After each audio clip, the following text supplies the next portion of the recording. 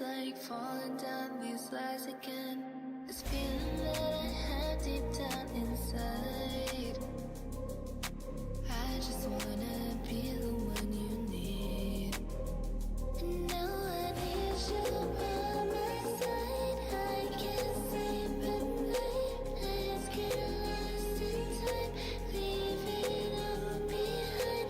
I can't get enough of that I'm enough. Let me be the one for you.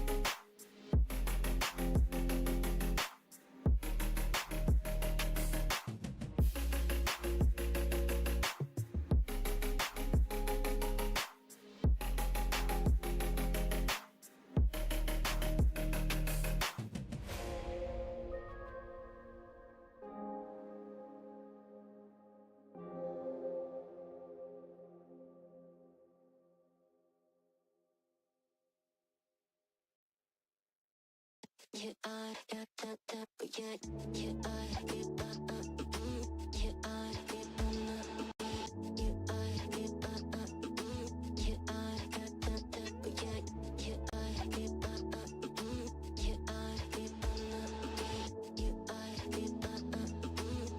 are, find you. I'm used to waiting. Are you? Would you be waiting there too? I'm used to staying. Would you? Would you be waiting?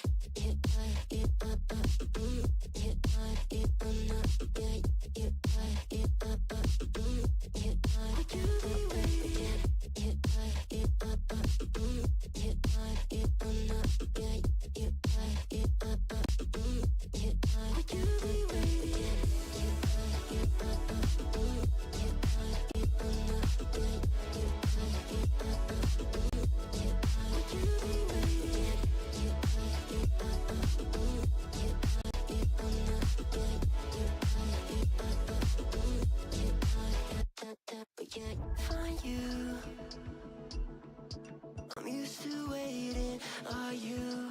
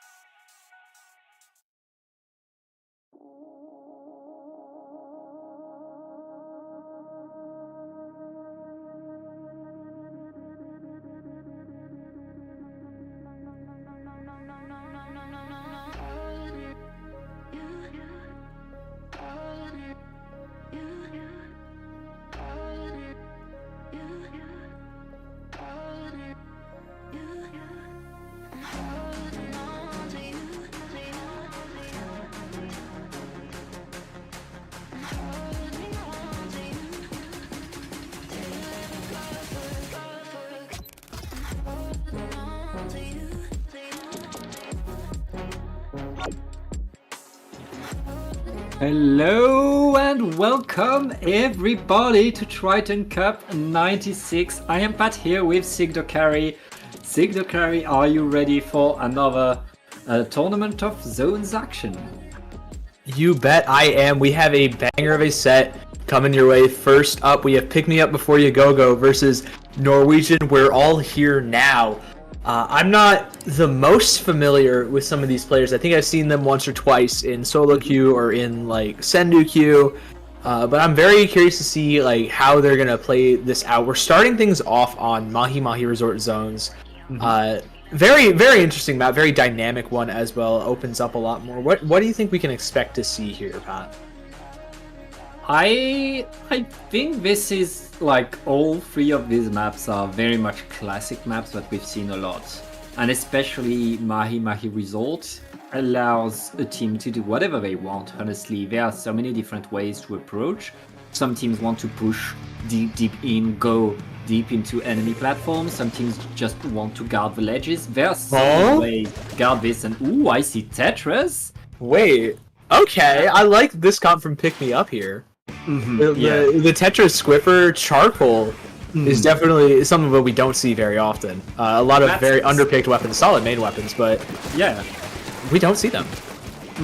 And that means they need to go forward. They need to get in the fight, and it's working right now, Sig. They are getting so much control right there, and yeah, Norwegian simply took in, and look at that, they're running forward still despite having all of the control. Yeah, they've established their map presence. Now they're just looking to pressure, delay Pick Me Up on this retake, or delay Norwegian on this retake. You know, just as much as possible. Get that lead, get that water to drop, make it easier to play for the rest of the team. Give themselves some wider space to work with. Now they can back up a little bit, just now that they've burned a lot of utility. However, this Charcoal is still going crazy, popping the pack, fighting two. The Tetris also diving inside of the zone, goes down. That's two members down outside of Pick Me Up. Norwegian have gotten a retake off. They're closing in the lead, but the Squiffer pops the bubbler. Swashy with a big trade. Lemon dives in, though, and Norwegian have retaken this zone, and they're getting close to that lead here, Pat. Yeah, that's a pretty nice comeback by Norwegian, and that's the problem with Pick Me Up. They need to get forward, they need to win the fight, because if they're not moving forward, they're losing the game with that kind of composition. Right there, Norwegian now standing their ground, holding strong, keeping the zone. Right now it's two down, onto Pick Me Up, the Reef Sliders coming in next to each other.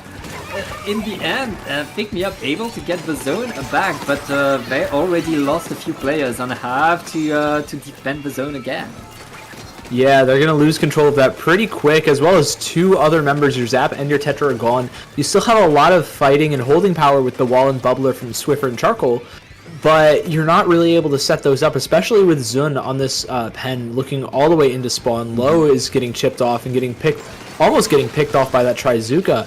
Putting a lot of pressure on Pick Me Up here on this retake. They only have the Inkjet to really work with here. They're going to pop it immediately, try and find any kind of picks, any kind of chip. Looks like the bucket's going to end up going down here, and the Reef Slider just immediately caps the zone, finds the shot as well. Tetra gets picked off for it, but Pick Me Up still have the zone. They have barely any penalty to work through, and this retake has worked out pretty well for them. They just need to get that lead back.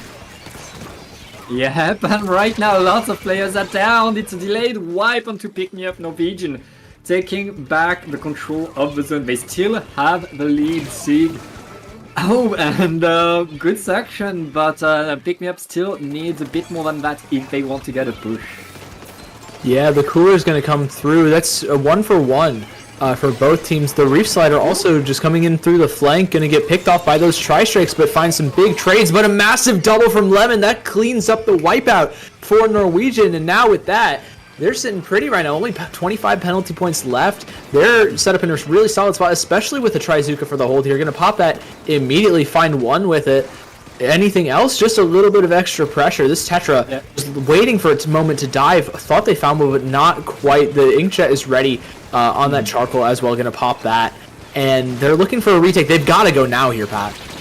They have to. There's only a few ticks left onto the zone. Both teams losing a lot of players with Norwegian not losing the zone right there. They are still in. The Reef Slider not enough to keep the zone. Pick Me Up saving themselves for now, but they have like a minute to get back into this game. Yeah, they do, but they've got that zone cap. They've got no penalty. If any time is good to come back, now would be fantastic. However, the Tetra does get picked off. Zun here on this pen has put in a lot of work being that long-range option, applying so much pressure from a very safe space, as well as dealing with that pack pretty solidly. We haven't seen the jetpack quite get anything. Looks like the Reef Slider is going to come in, neutralize that zone. Can you get the cap off? No, not quite. That's two members still inside the zone, but Norwegian are able to get that cap off by picking off the Decavitator, and the big bubbler ends up getting popped, but the Squiffer ends up dropping in it. That's a pretty tough burn if you are picking up. Yeah, very tough indeed, especially with 30 seconds left in the game. Norwegian are painting around. They don't have that much penalty left as well. They could KO right here, right now. If they want to, Pick Me Up needs to get onto the zone. The Reef Slider is coming. They're able to cap. No, they're not. Those strikes came in clutch there from Norwegian. They were able to answer the Reef Slider. Really the only way that Pick Me Up could cap the zone quickly in that short amount of time. Those strikes were used on top of the zone really, really well by Norwegian to close out game one. Yeah, but that is only game one, and we've seen Pick Me Up be able to really get these fights going. It's just a matter of can they maintain that level of aggro for a full minute, for the time it takes to really get the KO. Going on Macromat, a map that is a bit smaller, that allows you to cut the distance and negate the range on that pencil a bit more easily. This could play to the strength of Pick Me Up, but of course Norwegian with their double bucket, they'll have tools like on all of this ledge to fight that. Yeah, buckets have a field day on this map a lot of the time. Just the way they're able to play vertically around ledges super well. Make-A-Mart has a ton of ledges for them to work with, especially around those stacks. That's really the power position for both sides, both when you're attacking and defending the zone, that you really want to have control of. And buckets just do a fantastic job at clearing it out, maintaining that space, and holding it especially. Same thing with Pencil. It's going to be an uphill battle here for Pick Me Up, but I think they definitely can. This comp, especially with the jetpack, that can gain some high ground pretty quickly for them. Yeah, it's indeed something that could benefit them. Now it's really a matter of connecting things, making it work, and they have that bubbler right here. They have both teams have a Reef Slider, which on this map could be absolutely key. With the zone being plus shape, the Reef Slider is so good at capturing it. Yeah, you can just pop it like on top of that little pillow thing, and it'll immediately pop. As D goes down, that's the Reef Slider gone for Pick Me Up. That's more importantly, your Tetra's going, a lot of your fighting power just locked away for about 10 seconds. But Tetra has the Inkjet, going to get picked off by Lemon actually. The zone gets flipped by Pick Me Up though in the meantime, and D is back fighting Lemon. However, this Pencil is there to support, and Lemon's able to find that pick. Swashy's the last one left. However, with Tetra jumping in, it's going to give sort of an even numbers count to Pick Me Up. But everybody goes down to the Reef Slider in the buckets, and Norwegian maintain control of the zone here, Pat. Yeah, Norwegian forcing Pick Me Up to play catch-up again. But Pick Me Up are glad they're still running forward, trying to get in, but they get completely surrounded, called out, and splatted back to spawn. That was a very fast push by Pick Me Up, but an as fast defense by the Norwegian right there. Yeah, and now we get to see those buckets shine. That Dread Ringer going to put in a lot of work on that top right stack. And Lemon there picking off any stragglers in the bottom right. However, multiple members end up going down on the side of Norwegian, just at the cost of the charcoal. But the Dread is still up inside the bubbler, finding one, looking for the second one. The Reef Slider gets popped, runs over Dread, flips the zone as well. Pick Me Up still have gas in the tank here, Pat, and Tetra's pushing the envelope here.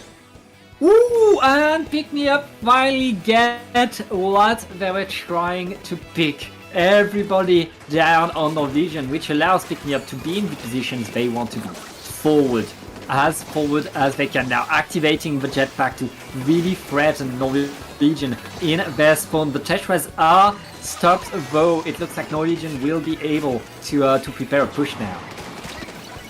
Yeah, Norwegian have a push at the ready. The reslider comes through. The zone's already neutralized, but that's not able to find anything else. Two members end up going down, though, from Lemon's flank, and it's just the players in the back line for Pick Me Up. They're going to have to jump out, go with the respawns of the rest of their team, and Norwegian have a full retake. However, D does have this reslider. Are they going to pop it right now? Yes, they will. It's going to be popped early just to try and deal with that bucket, but the bucket plays around the ledge, plays around the cover. Atmos staying alive for Norwegian, and now you're in a really, really rough spot if you're Pick Me Up here. Yeah, incredibly rough. It's just the penalty is about to be done for Norwegian, and Pick Me Up needs their specials to get in. It's just the big bubbler above the zone, but here comes the strikes to counter it. The jetpack is too far from the zone and it cannot paint. There's nobody to paint the zone right now. Pick Me Up needs to paint that zap. Needs to be on the zone right now, but everybody from Norwegian are there to counter it, and that's a clean 2-0 for Norwegian. We're all here now. Yeah, Norwegian had some fantastic holds on both maps, but especially on Makomar. We felt like they really only needed 2 pushes to really get that zone and knock it down to a KO. And their defense was just standing tall throughout the entire time. Excellent play to them. Yeah, I feel like Pick Me Up wanted to push as fast as they could, but it also meant that they would not completely regroup, but they would not have their specials ready to get these pushes going. And it meant it was very hard for them to get these pushes. They really needed to win every fight for the push to be successful, and we saw that happen. Like Pick Me Up had that in them, but over the long run, Norwegian was able to keep their ground and to keep the zone. Yeah, Norwegian able to stand tall here. They're going to be moving on to the next round of bracket. I believe they are playing against the top seed of the tournament, Crispy, up next. So good luck to them. That is going to be a very difficult set. I think they have a chance to pull it off, especially with double bucket if they get, if they get their holds off. But that's going to be a very uphill battle. But we will be back with another set. Tortilla de Patata and Barba come back in just a couple of short minutes. Thank you.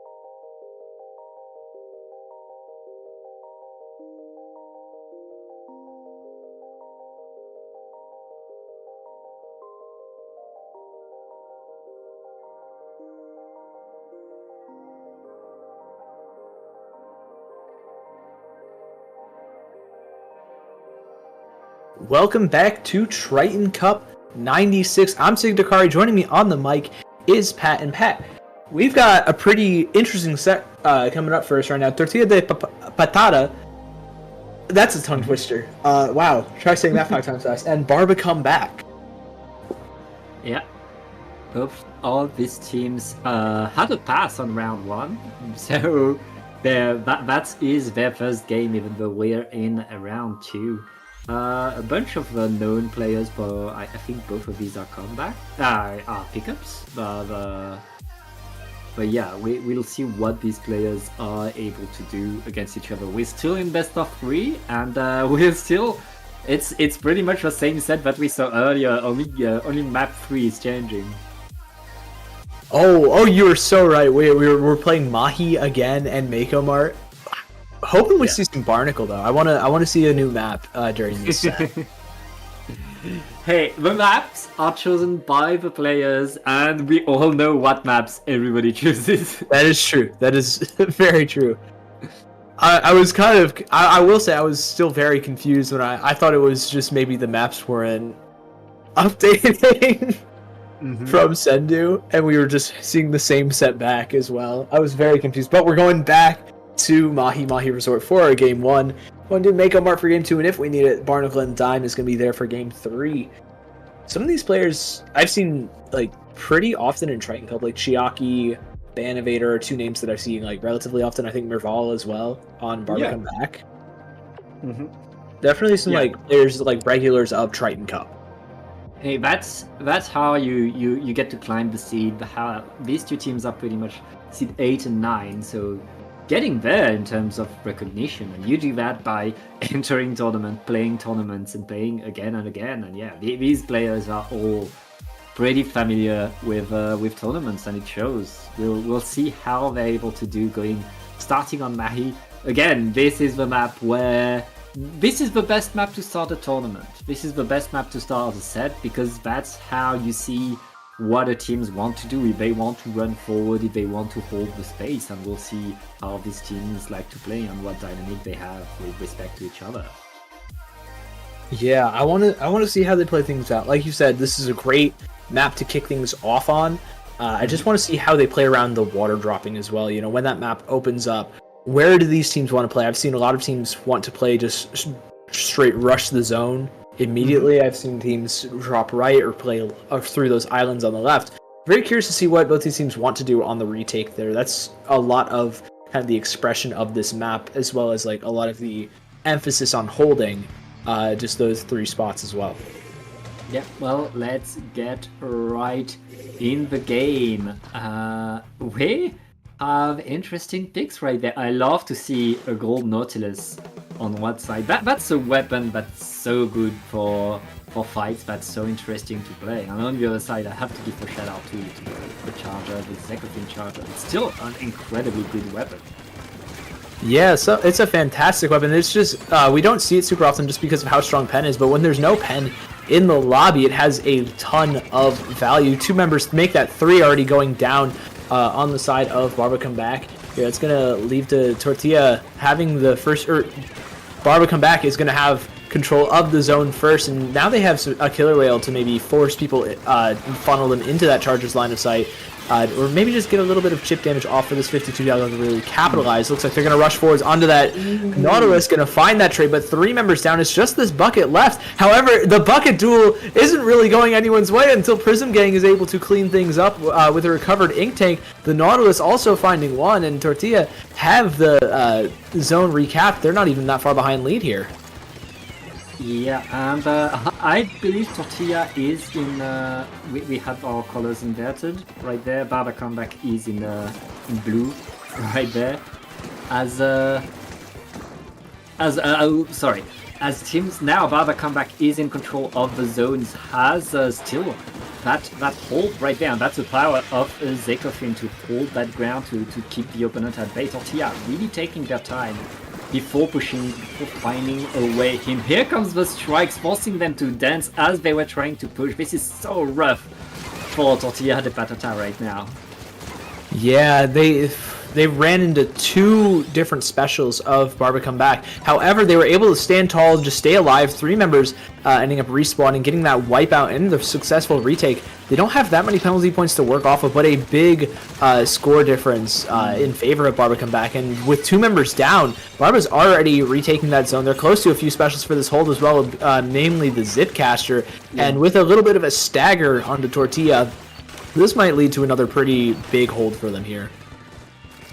Yeah, Tortilla right now, they're very in trouble because they struggle to push so much. Meanwhile, Barba Comeback simply came back onto the zone, simply pushed forward and took the zone back. And now they're done with their penalty, and Tortilla needs to get these strikes onto the zone, need to get in. But they're still struggling to drop. They're not able to the Stamper. Right, they're doing an incredible job of defending that side and funneling the whole team away.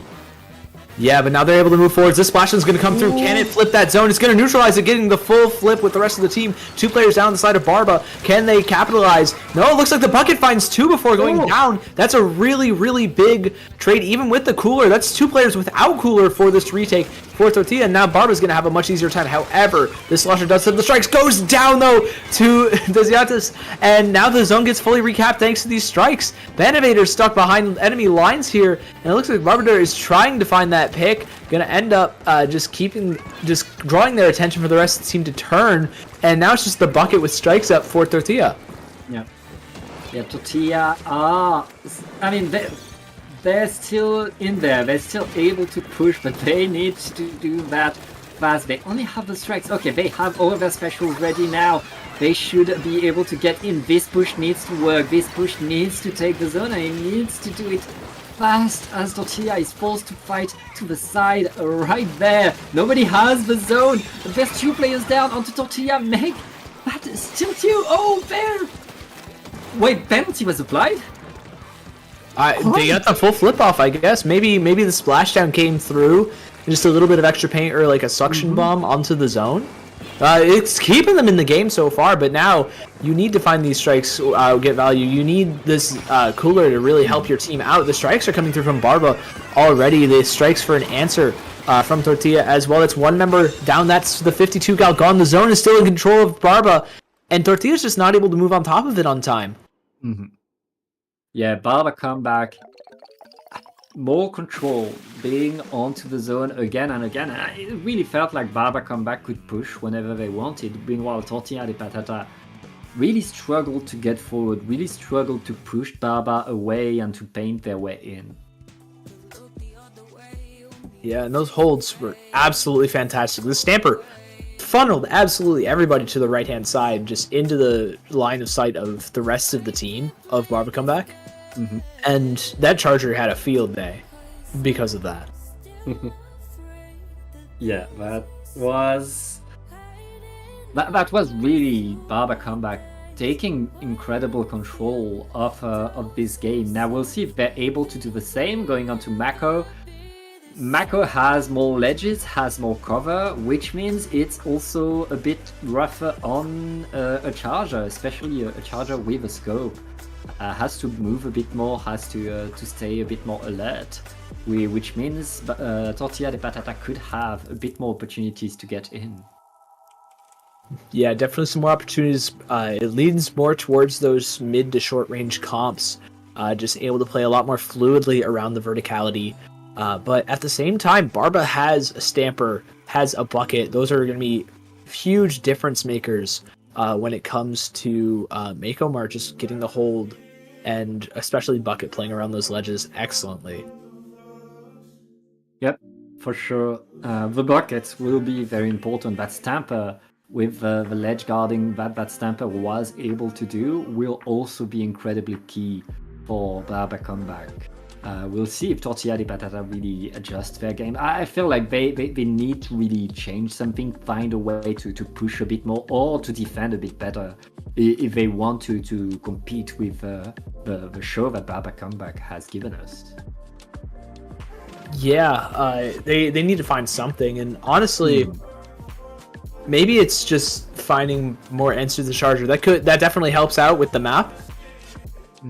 But you have to find more than just the map to really deal with it. Maybe it's just playing a little different, giving the charger a tougher time with like bombs or playing around cover just a tad more. But that's probably enemy number one. Once you can take care of that backline more effectively. Oh, we're not going on charger, we're going on leader, and we have the pencil as a bit of an answer to it as well, just providing a lot more paint and roll compression for Tortilla.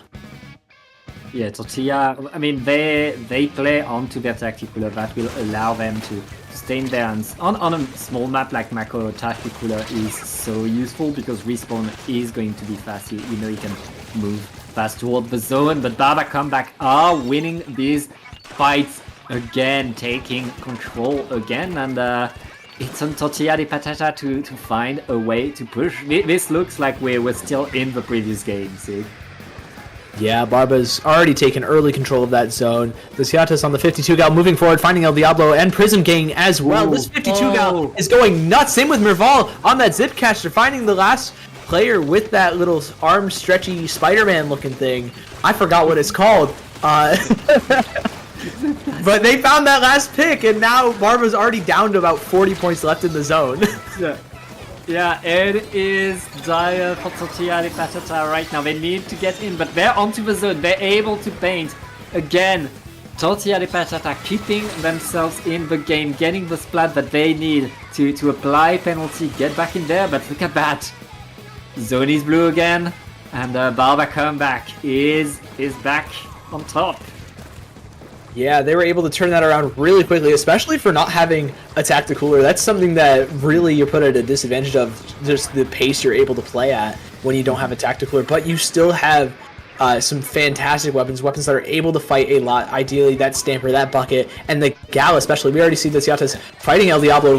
That's a motion for the teammate to come through. That Bucket finds a second one as well, absolutely popping off, and the strikes at the ready just to fend off one more push from Tortilla. It's looking dire here, Pat. Yeah, Tortilla need to push, and they need to push now. They need to get their specials as well. Here comes the special. Can they throw it in time? Just 5 ticks left onto the zone. Everybody's trying to paint. They flipped in the nick of time. The game is not over. Tortilla has one more opportunity to get in, but they need to use it well. They need to push forward to force Barba Comeback to defend. Deep in there. Nice Zuka, but it's not going to find anything. Tortilla now needs to get the splats. Yeah, Merval already moving forward. That Zipcaster to try and pressure Xena on the Sniper Rider. However, getting shut down immediately. Desyatas, though, going to find the cleanup on the flank, and Kizzy with that Bucket is going to support from the front line. It's just El Diablo left, not able to get out in time, and now Desyatas is already moving forward. This 52 gal, again, putting in work in this bottom right. Just the place you want to be, really, with this weapon from the looks of it. Yeah, right now. Barba Comeback, getting a huge splat right there. Look at that, the whole map is blue. Barba Comeback forcing Tortilla de Patata to wait, and they lost their shot. That's one less Zuka for them.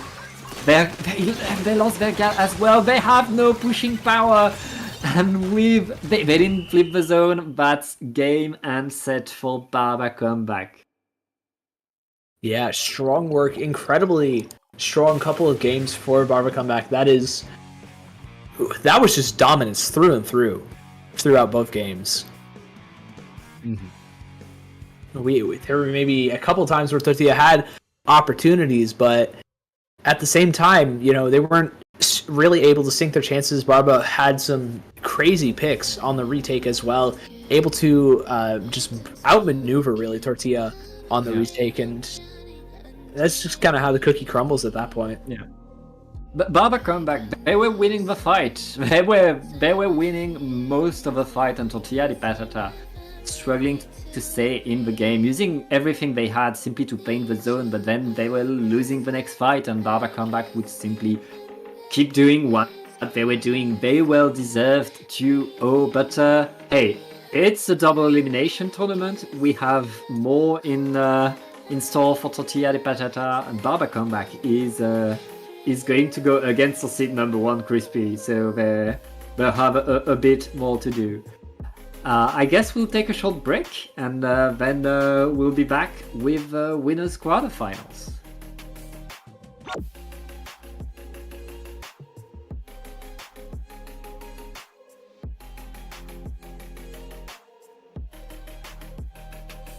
I'm trying not to let go of my pride, but every time you come back, it's like falling down these lies again.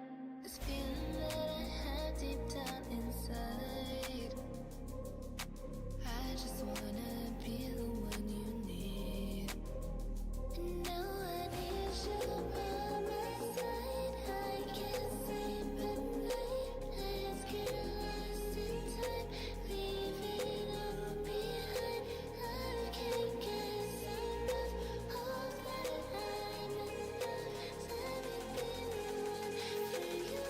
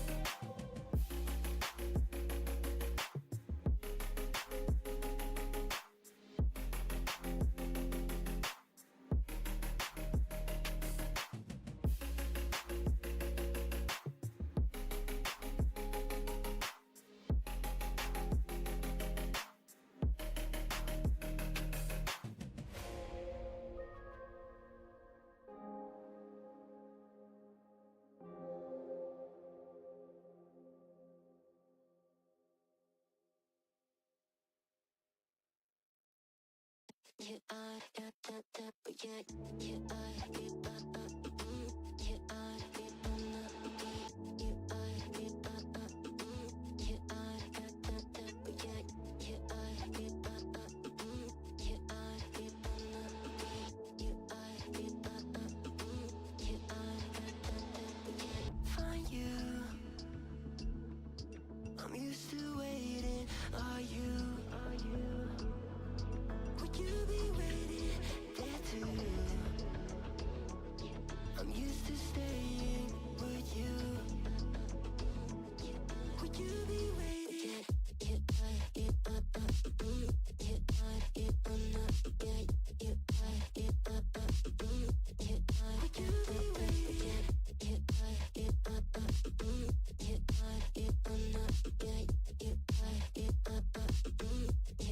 Would you be waiting?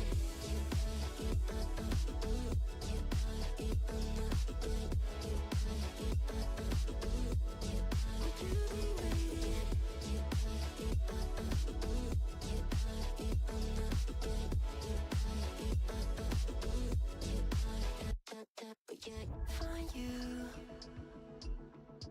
I'm used to waiting. Are you? Would you be waiting there too? I'm used to staying. Would you? Would you be waiting? Dopamine when you send pictures. When you send pictures. Dopamine when you send pictures. When you send pictures. Would you be waiting? You are, you are, you are, you are,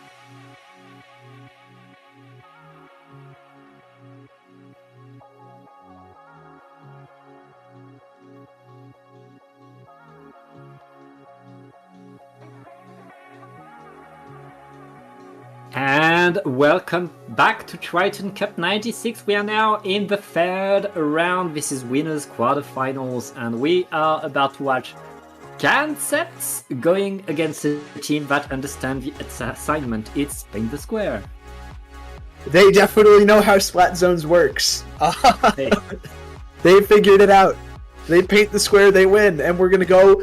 Our first map is a new map in our third set of the day.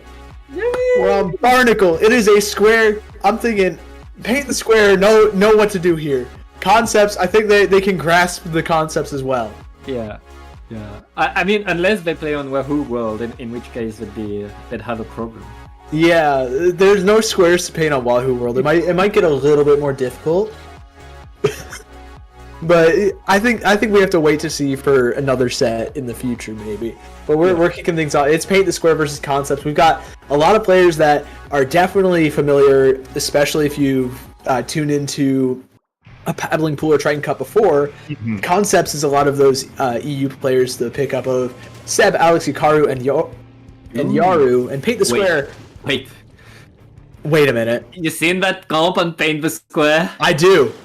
They should rename themselves Run at the Enemy, because that's their plan right now. I rock with the plan. Let's take a look at it.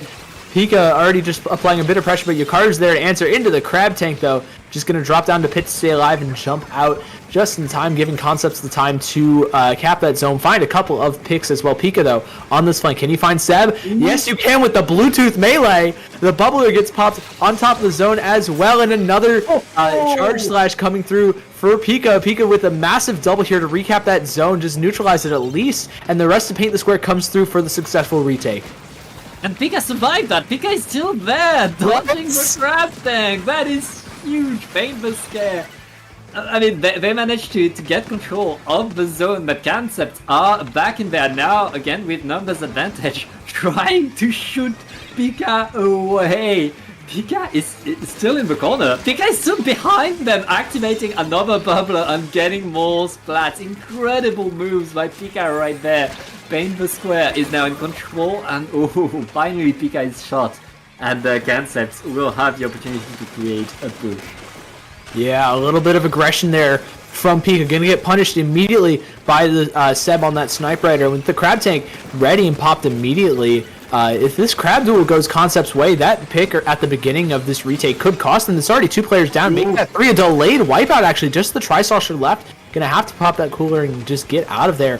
And Concepts have a full retake on deck. They're also getting really close to the lead. This Tetra Dualies also ends up going down here. Make that a second one. That's the splash. Your primary retake special of a crab tank out of town. And Concepts, they have a really good shot at taking the lead here, especially with finding so many picks thanks to the Zipcaster. I mean, Concepts right now holding control, not letting Paint the Square do anything, preparing another crab tank. That crab tank deployed right here is going to be so painful for Paint the Square. They have to run away right now if they want to keep the real specials that they have. They activate the crab tank now. Do they have the time to get onto the zone though? Can they do it? The Reef Slider is not enough, Sig. No, the Reef Slider's not enough. The Bubbler is behind the zone. However, just in time, just before the KO comes through, Paint the Square able to burst onto that zone and flip it. Now they have to just move a little bit forward. They have a couple of picks to work with, but Yaru has this Trizuka at the ready. Going to find one. That's 2 players down on the side of Paint the Square. This is looking like a lot of trouble yet again. They got that first retake, but they need to hold for quite a while. Now Concepts have control back of this zone. Can the Crab find anything? It gets Yokaru. But now with everybody just playing safe, playing around that cover, it gives Paint the Square space, but not really picks off the back of it. It's a 3-on-3 now inside the zone. Paint the Square have control. And they have another pick as well here, Pat.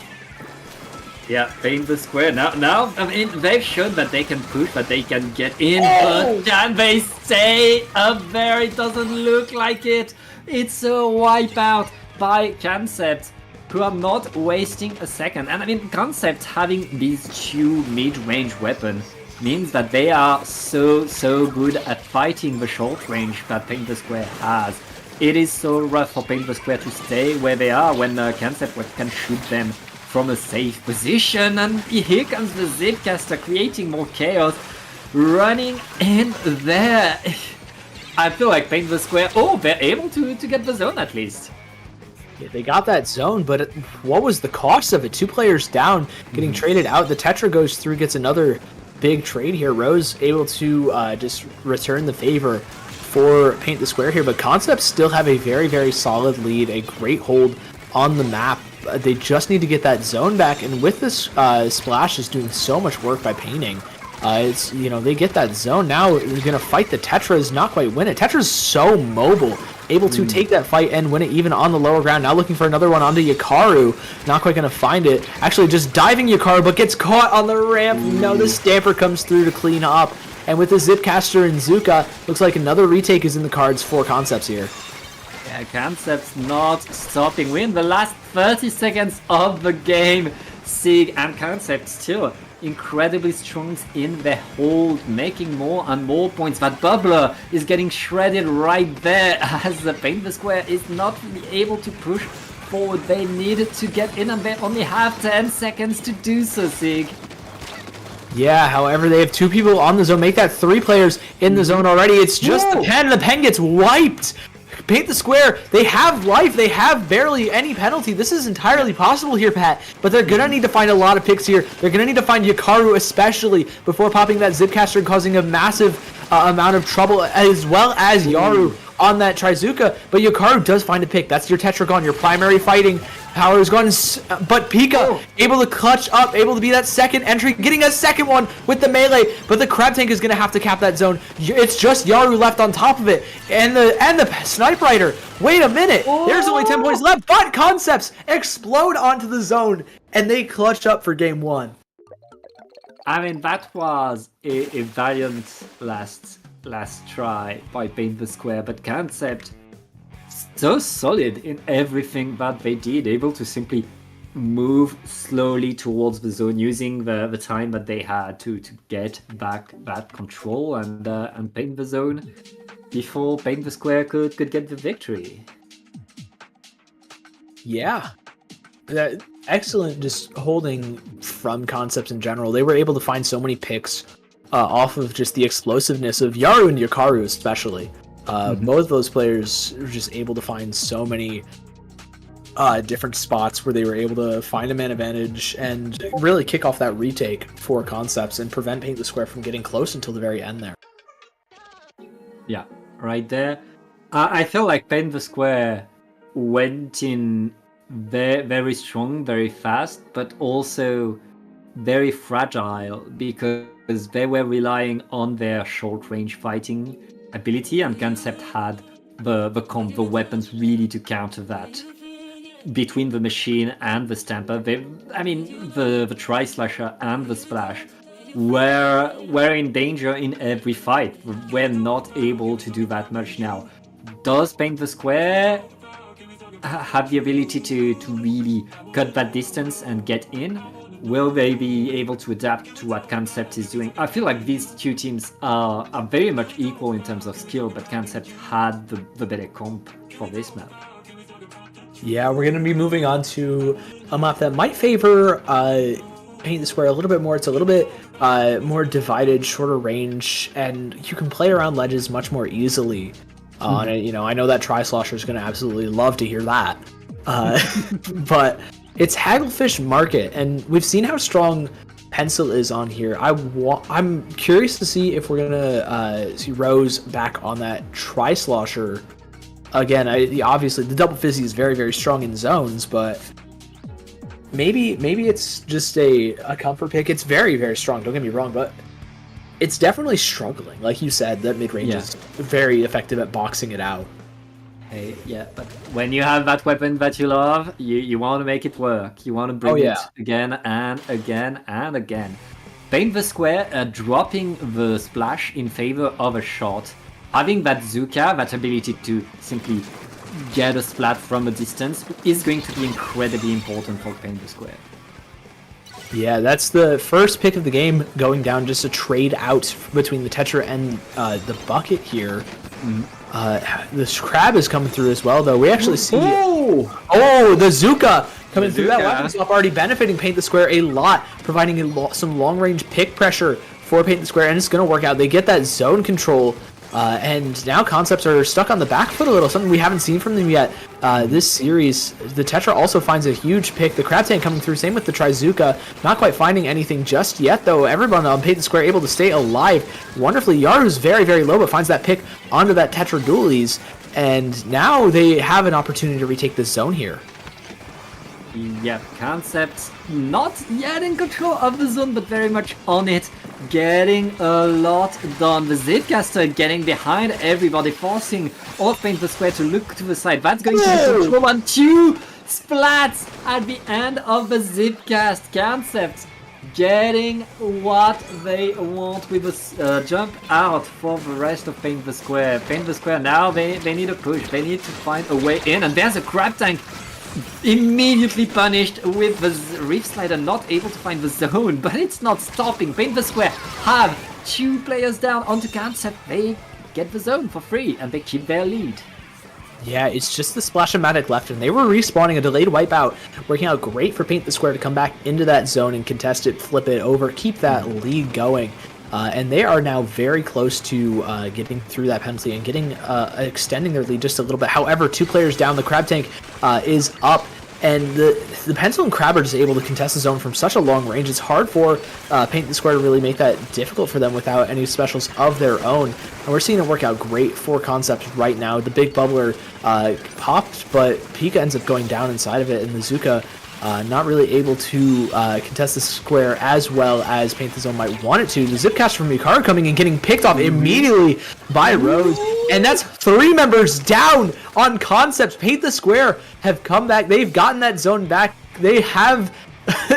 and they're looking for more penalty points off. Yukaru also goes down there. That's a player that you really don't want dropping, going down here if you're Concepts.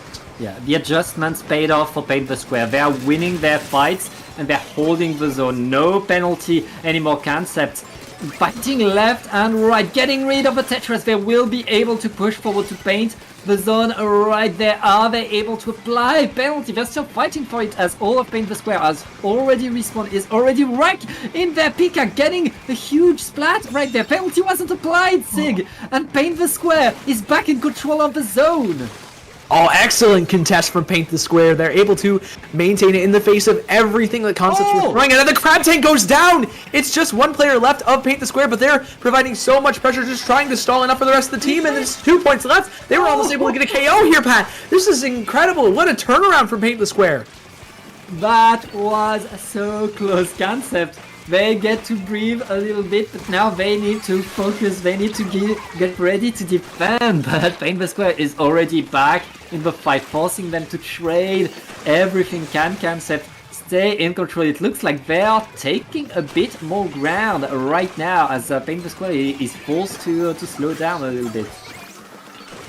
Yeah, Paint the Square gonna have to play at a little bit of a slower pace, try and burn that Trizuka. Yukaru does find one, gets a 70 chip onto Rose as well. The Zipcaster comes through. Can you find the Tetra? Yes, you can. Hold on. This all of a sudden is looking super winnable for Concepts with Yukaru's off the back of Yukaru's double in that Zipcaster. Rose is gonna have to rush onto that zone, but not able to contest his solo. Tri-Slosher finds one, but the lead is swapped, and immediately Concepts take it back for a KO. And they're up 2-0 all of a sudden now. Yeah, I mean, Paint the Square was so close to getting it, but in the end, Concept, again, with their slow and steady wins the race, able to get the hold that they wanted, able to keep Paint the Square at bay once, and once they had really control of the zone, control of the surrounding of the zone, it was so rough for Paint the Square to push in. Yeah, it made things very, very difficult, and it's not going to get any easier here. You have a very open map for a game 3. Crab Leg Capital really leaning itself towards those longer ranges again. Paint the Square is going to have a very tough time, just contesting the pen, the Crab Tank, the machine, all of that. But we saw them on Haggle. They can definitely do it. They 100% can contest this, especially if they find those Zuka picks. Mm-hmm. That really seemed to work out well for them game 2. Yeah, I mean, right now Concepts showing their dominance. Paint the Square doing much better than they did in game 1. If they keep adapting if they keep switching things up and changing and respecting a bit more Concept's ability to fight. They have still a shot in this set, but they need to adapt fast, especially going onto this map, Crab Lake Capital. It's going to be rough for them because this is a wide open map, very similar to what we had on Barnacle and Dime, honestly. Yeah, those similarities are very, very common, very apparent, especially when you have such different comps here. Paint the Square's Deathball comp definitely struggles a little bit more here, but man, I just can't get around, like, they can find Zuka picks for sure, and that's their way in. And if they get those picks, it's super, super winnable. Dare I say, even possibly easy for them to win this. They just are able to hold so well, especially getting that big bubbler set up in front of that zone. It's going to be a major difference maker. And we see a light Tetra dualies instead of dark Tetras for that Zipcaster up here as well. Bit of an interesting, I guess, off-meta pick. Yeah, I mean, given all the elevation that is in there, all these things that you'd have to climb, otherwise having a Zipcaster would allow Paint the Square to fight where they couldn't fight. And that's what they need. They need to choose their fights, and Zipcaster allows you to do that. But right now it's Concept that is winning the fights, that is taking control, and that is getting more and more splats. Concept with the momentum, getting a Zuka, able to find one, almost able to find a second, but not able to finish the job. The machine is going to have to do that huge plays right here by Yaru.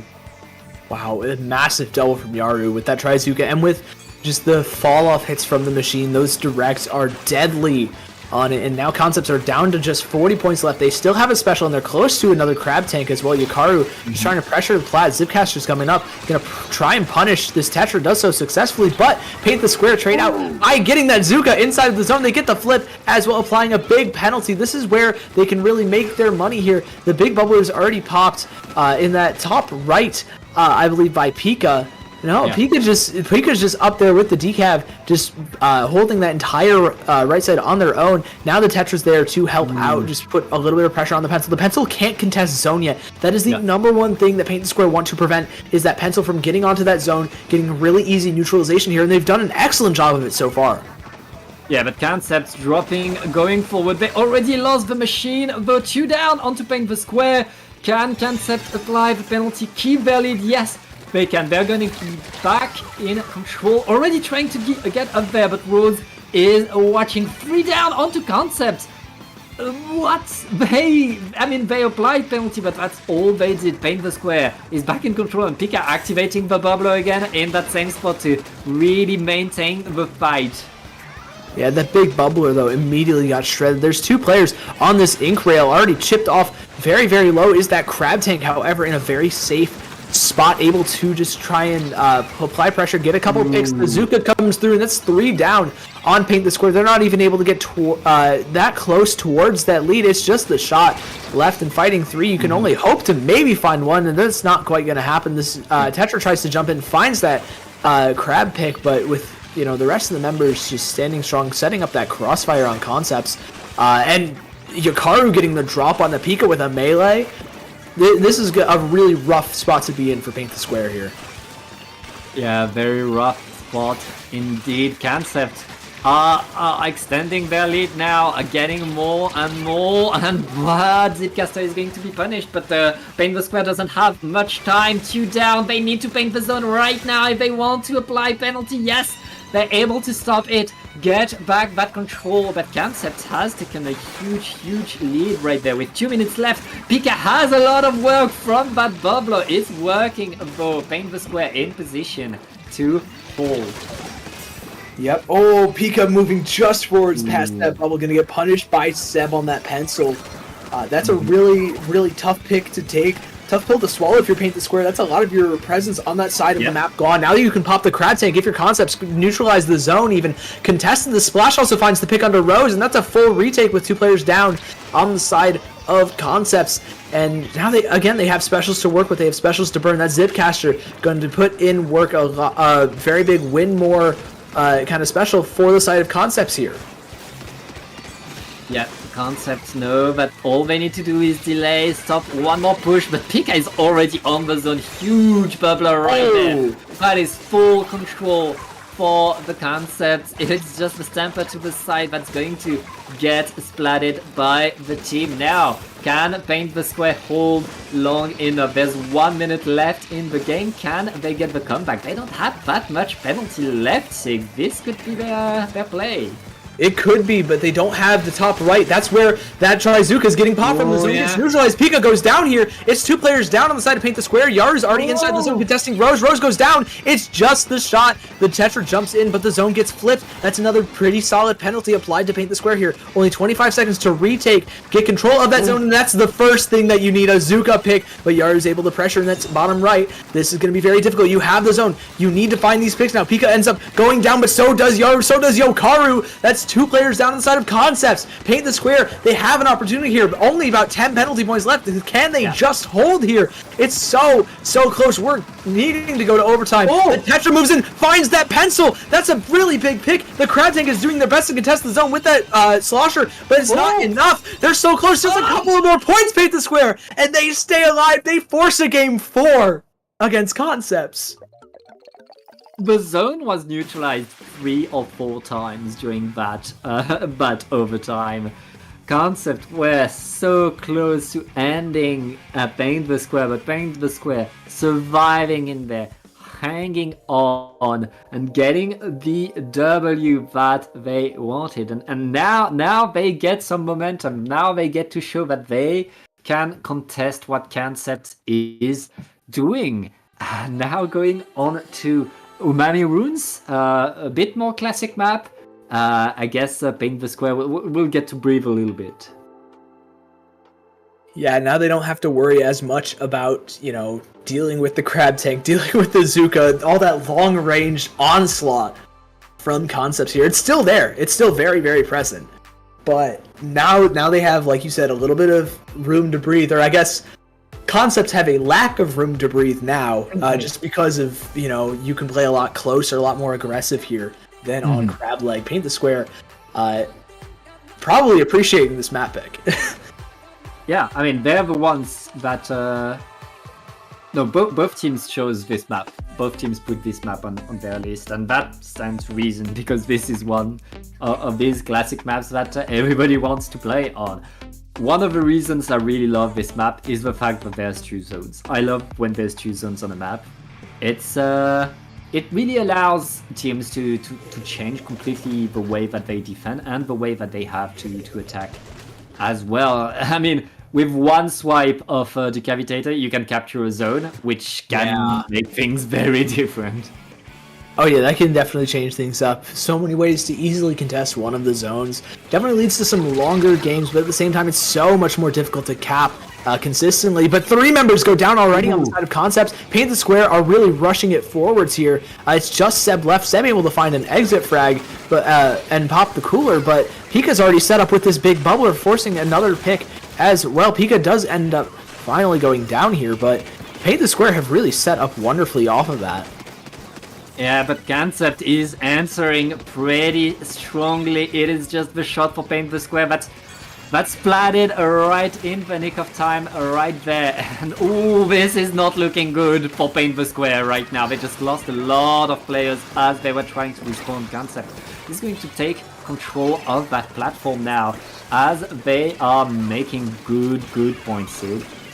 Yeah, and Yaru finds a really big pick onto that Tetra Dualies. That's the lead swap. Here we go. The Zuka coming through, not quite finding any picks, actually getting picked off in return. So does Rose. Concepts are here, and they're here really to stay in the spawn of Paint the Square. Haven't really been moved much at all, really. Paint the Square going to need to move really quickly here if they are going to want to stay in the set, get that zone back in control. They have a little bit more space to work with here, Pat, though. Yeah, they have a bit more space, but they're starting to be short on time. Sig, there's only a few ticks left onto the zone. Paint the Square needs to cap both if they want to stay alive, but they lose 3 of their players and they only capped 1. That's a delayed wipe, and that is Concept. Okay, but here comes the jump. It's not over? Okay, it is. It looked a little bit crazy there, you know, with just the constant jumps in at the very end. But Concepts able to keep a cool head, able to find Pika on that flank before Pika was even able to contest the zone. Yukaru able to find that really big melee, and Concepts were able to clean up really, really well off of that, leading to a 3-1 win for them. They're going to be moving on to our winners bracket semifinals, I believe. Yeah, we'll take a short break and we'll be right back with the semi-final action. Do not go anywhere.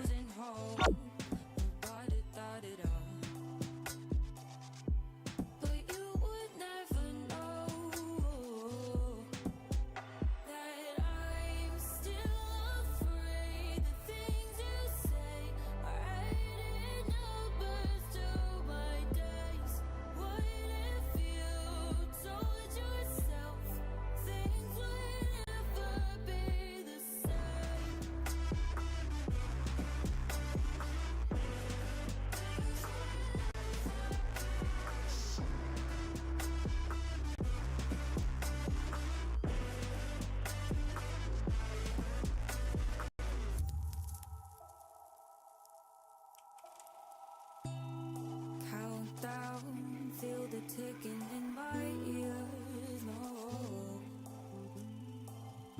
is it near the end? Fade out till I disappear. No, 'cause look the other way, only you face to face. Words they float away when I'm losing the race. 'Cause I can't play this game. 'Cause I'm still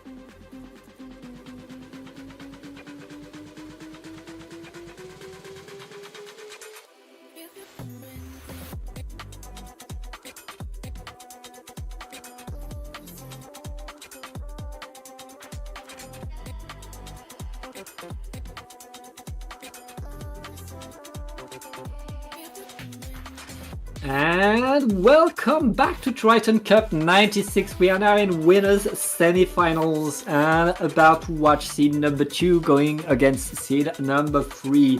It is Camden, a team that has been on the rise these past 2 months with Ips coming in as a sub. On the other side, it's ASC Tenchi, one of the French classic teams that always come to these tournaments. One of the fixtures of Dapple production that we're always lucky to have coming back to us. They will be starting with Scorch Gorge, which is a pretty weird map mode to play zones on, but both of these teams chose to have this map on their list, so I guess we'll see some interesting games to start. It's definitely a map mode of all time. I would say a lot about Scorch Gorge if I saw it more in tournament. You know, it really isn't played that often at all. We have a couple of more unconventional maps, humpback zones making an appearance as well, something that we really haven't seen outside of like zones only tournaments, really. Yeah, I mean, I feel like the teams that are at that level, the level of Camden and Tenchi, who are very close, honestly, in level, I think, they want to play the curveballs. They want to play the really weird maps, because if you want to progress, they're at that point where you want to learn to be ready for everything and anything, where you want to learn every scenario, where you want to have that weird strategy for that weird map. Going against that special things, and this is the kind of map that they want to practice. Going on to Scorch Gorge, that's such a big map, and especially that's such a big zone. The fact that there's this huge mound in the middle of the zone makes it so hard and so long to paint. You need to not only win the fight, but also take extra time to paint around the zone if you want to take control, and that takes a lot of time. Yeah, that can lead to very extended games if you're trying to like contest in overtime, and it can lead to some very short ones as well. There's really not much in between when it comes to Scorch Gorge here. And Humpback Pump Track, we'll get to that one later. But yeah, like you were saying, Scorch Gorge, very, very difficult to cap this zone. You know, you're not going to have a pencil just immediately cap the entire thing with one burst. You're not going to have your Tri-Strikes or Reef Slider come through and cheese it quite as easily as some of the other maps. But people don't really like this map a lot either, and that's probably in part to how difficult it can be to really establish yourself forwards in front of that zone. You really only have the Great to get onto the further parts up. Yeah, I think the way mid works, where you have to drop, and that drop is incredibly committal, where that huge mound in the middle forces you to go around to be worried, because anyone could get the jump on you at any time, and then if you want to go forward, you have to work on Greats even more. It's kind of awkward to play on, and people prefer to play on different maps because of that. But if you learn to play around that, to use that to your advantage, that means that's a map that you are sure that you will get the edge on your opponent. Now, both of these teams chose to be here, so we can expect both of these teams to have a plan. And it looks like Tenchi have double Tacticula going into there. Meanwhile, there's going to be a Vanilla Blaster for Camden. I guess they'll have an option to recontest the ledges. Yeah, those are some... we don't really see Double Cooler often. It's partially because of Big Bubbler really just hurting the pace that Double Cooler likes to play at. But Tenshi, they've run this before. They're very, very proficient at it. And they're able to shut down that blaster early pretty often. But Kandan are able to find a couple of picks, just trade things out. This zone still has not been neutralized. This has been 1 for 1 for 1 for 1 from both of these teams. And it doesn't look like it's going to be stopping anytime soon until Typhlo and Alvo trying to move forwards. Typhlo, though, going down, 2 players down on the side of ASC Tenshi, and that means Kandan are able to grab control of the zone. They have the strikes to move forwards as well. 3 players stuck inside of those. However, one of them is going to have to move right while the rest of them are able to move left to safety. How this shot going to not find anything with the Trizuka. Just actually going to get picked off in return, but traded out. And Camden only have a 20-point lead here, a minute in. Yeah, but the zone wasn't completely flipped. Camden get the zone back. It is so hard to apply penalty on here. You really need to get a full push, to get full control. And right there, Camden are still up there. They're still in control. And now they're looking to find a way in. The crab tank is going to allow them to get on these grates. The bucket has made their way through now. Tenshi needs to win the fights, but they already lost their pencil sig. That's going to be so rough for them to push. Yeah, but some of the benefit of that is that you have another cooler option to play around. So if your pencil doesn't really get the cooler, your zap can maybe go for it. However, the zap ended up going down there as well. Now Kandan have a very, very convincing control of the zone. They're only 5 points away, and ASC Tenshi aren't able to get the contest off. They have 1 point left to do so. They get the picks, but how much paint can they really apply here? Typos are going to have to fight against 2, but it's not enough as Allah also goes down. It's just lucky haven't Rage here, and they're also just taking their own fights. Kandan maintain control, and this really big zone works out in favor of Camden for game 1. Yeah, I mean, on a different map, the zone would have been flipped over and over, and we've had a back and forth game. But on this map, you have to really get ahead of the zone if you want to apply penalty. And Tenshi didn't manage to do that. Camden held the zone thanks to that, kept control thanks to that, and get the first game. Yeah, they're able to just capitalize wonderfully. They played around, like you said, the ledge poke that they had with that blaster. That was what led to that snipe rider pick. Just being able to pressure around those normally pretty safe areas for ASC Tenshi. They made them very dangerous, very difficult to even consider contesting. And Cannon with that pick really took control of the game. But now we're going to move on to a much slower, very different kind of zone here with Humpback Pump Track. You definitely have a lot more special speed popped on this map, to say the least. Oh yeah, you have more specials and you have more fights as well. This is a map where you can paint the zone from a lot of different angles, where you have so many ways to get onto the zone. And so which means Tenshi will have the opportunity to at least get back in there, get back into another fight, paint the zone again. This is the kind of map where you're very likely to get them back and forth, even if one team is on top of a fight. Yeah, those specials are really the name of the game, Humpback Pump Track. Because it's so many slopes, you're able to charge specials incredibly quickly here. Yeah. That really gives you a boost to your output of them. So we could maybe even see a Neo Splash from either of the teams here. Maybe get those double strikes. So it looks like that's okay. That's different. That's an humpback comp. 2 buckets and a roller. That's a humpback comp of all time. Oh, it is. That's why you want to play on humpback. These are the weapons that work here. Alvo will be the one providing the tactical as the rest of the team gets into the fight. And this is going to be like really Tenshi playing to their flexibility, showing that they can play different weapons. That's going to help them win on here. But both teams still fighting for mid as Tenshi has the points. Yeah, Tenshi have the control of that zone. Typhlo moving forward. This roller pick has really worked out so well. And Lucky F trying to play around it. Gonna have to jump out. Getting picked off though is Lucky from that jump back in with thanks to IPS's Crab.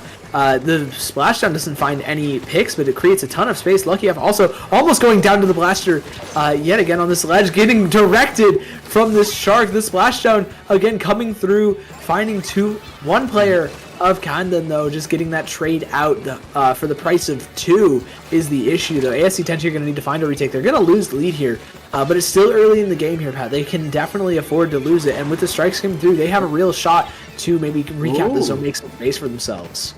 Yeah, the strikes were not able to capture the zone. Now the crab tank is rolling around, getting the splat.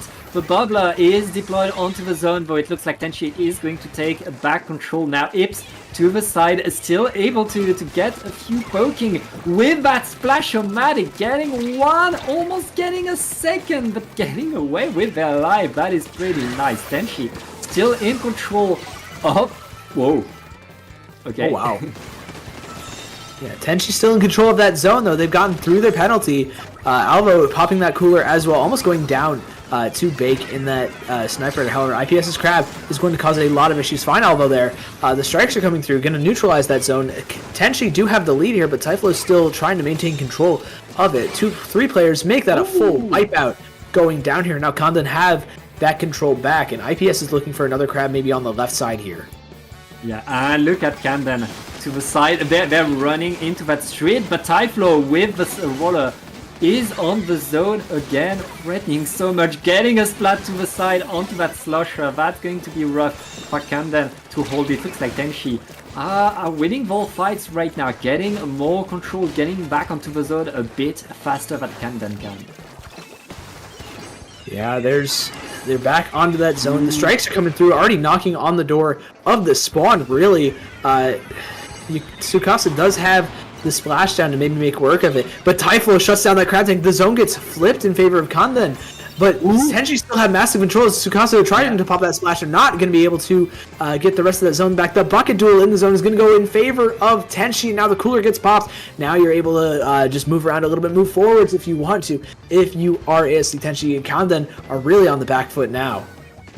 Yeah, it is not stopping Kandan throwing their strikes at the zone, trying to at least neutralize with the crab tank. They're not even able to cap. No penalty applied, and Tenchi is simply holding the zone right there, waiting for Kandan to get in, make the mistake. Tenchi know that as long as they keep their player onto the map, they'll be able to paint it. Kandan needs to find a way in, needs to find a way to push them. They only have 10 ticks to do so. Yeah, but they get a little bit of a stall. They get the neutralization. Can you find the frags is the question. The bucket 1v1 is going to go in favor of Kandan. They get the zone. They get the full wipeout in the blink of an eye.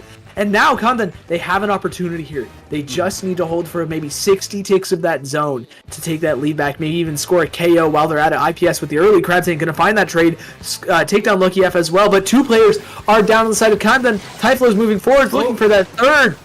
Gonna get tagged down for 50 damage though, and Typhlo just gonna have to retreat. Maybe Shark a little, but Tenchi have control of that zone. They've got 3 members as well. Kandan not able to quite find anything just yet. They need another retake to make anything happen. That's the first step. A pick onto Lucky F. The strikes are coming through as well, trying to neutralize that zone. The bucket's there to contest, but the Explo, the paint is just too strong from it, Pat.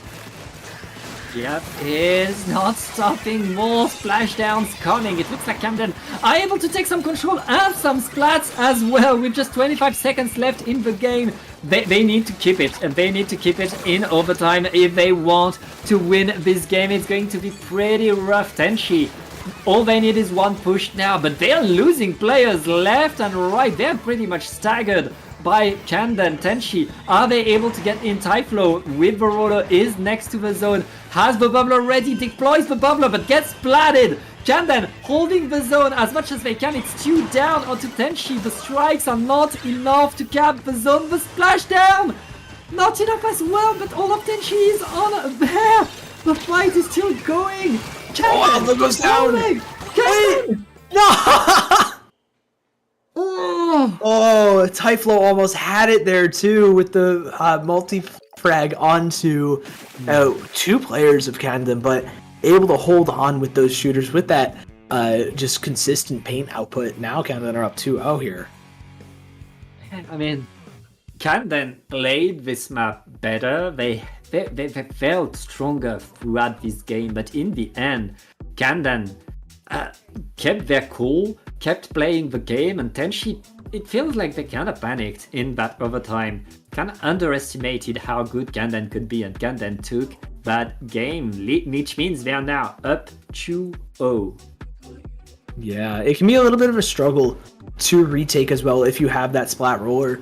You have to really rely on it getting in and finding picks, which is super doable, but it can be very, very difficult, especially on a map like Humpback Pump Track, where your main ways in are just super, viewable, guardable from the other team. You're not able to find any picks with that on roller consistently. It's kind of a gamble there, but we're going to be moving over to Crab Lake Capital, something we saw earlier today. Another very, very different map. Yeah, a different map, a different mood to all of this.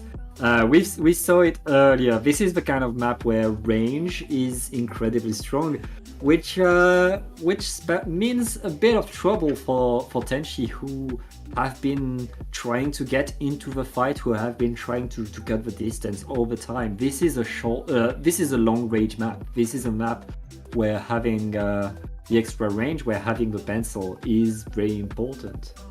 Yeah, pencil is the weapon to pick on this map. I'm curious to see maybe we see Rage switch over to the pencil and maybe Typhlo onto a different weapon. Maybe if they switch at all, because Typhlo was on that roller.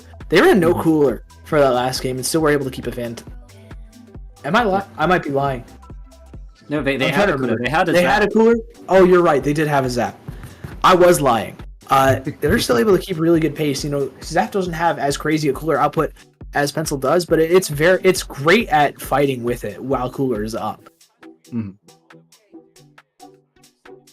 Yeah, it's great at fighting. It can do a lot. Now, Tenchi are not going to bring the same comp as they did in that previous game. That comp that they had was very much their humpback comp. Yeah. They'll have more tools. I wouldn't be surprised to see them bring a Rapid Pro Deco. I think they have that in their arsenal, and this is the good map for it. Called it. Yeah, it is in their wheelhouse. We see a double backline. Mm-hmm. Okay, and the Range Blaster swap with a V-Dually instead. Yeah, both teams know that they want some range, that they want to keep the opponent at a distance. Bake with that Elite and Respawn Punisher is going to get a splat in the opening onto Typhlo. Try to be cheeky right there. Yeah, looking for the second one on the Trizuka. Not quite going to work out, but the Crab Tank is going to find it instead. Kandan already taking early control of this zone, setting up a really strong hold here. They're close to the Wavebreaker and Kraken. Not Special is really associated with a stronghold like a Crab Tank is, but definitely something you can work with. Definitely better than no specials at all, which is what Tenchi are trying to retake with at the moment, but they do just have the strikes now, trying to neutralize that zone. Getting the trades out is going to be big. The Sniper Rider just trying to contest 3 members of Kandan in that zone, while Luckiev tries to just find picks, draw members over to that right-hand side, does end up drawing people over, but ends up going down. The Killer Whale does find one, though. That's IPS, but Tsukasa in that Kraken is going to just create a lot of space, force all of ASC Tenchi out, and that's 2 players down for quite a while. Very, very difficult map for them so far. Kandan, full control, doing whatever they want, but they lost 2 players. Does Tenchi have the time to paint? Yes, they do. They are still in there. They get the zone now. They need to keep it. Ips is to the side, gets splatted as well. Tenchi able to get some momentum now. Can they keep it? Can they keep control over the zone? It looks like they're able to at least hold it for a while and force Kandan to wait a little bit. I mean, Kandan, between the Elite and the Range Blaster, they have to be patient. They have to wait for the specials before they push. And here comes the Crab. Here comes 3 splats. That's Kandan taking control now. Yeah, they did wait for those specials. They got the 3 picks off of it, and now they're back in the driver's seat of this game, have control of the zone. ASC Tenchi needs to make a play here to stay in it, and with Tsukasa in this bottom right, able to just play so much for this ledge. This grate is a fantastic spot. One might say a great spot, even for the Range Blaster to be in. And jumping out just in time. Only 20 points left on this penalty. Tsukasa with that Kraken is going to move forward, make life so difficult for Alvo, but Alvo does find the pick immediately as that Kraken invincibility runs out. But here comes the dually, already finding 2, looking for that 3rd. The Zuka goes down. Wait a minute, Camden have the full wipe in the spawn and sweep ASC Tenchi to make winners to finals. I guess that's how you end a set. I mean, Camden showing in that game the power that they're able to have. Tenchi, when they like the map, able to almost get it, but Camden a bit better, a bit faster, a bit more in control, and in the end winning all of the fights to completely dominate this last map. Huge 3-0 for Camden, which means they are going to go on to winners finals, Sig. Yeah, we're moving them on to winners bracket finals, I believe.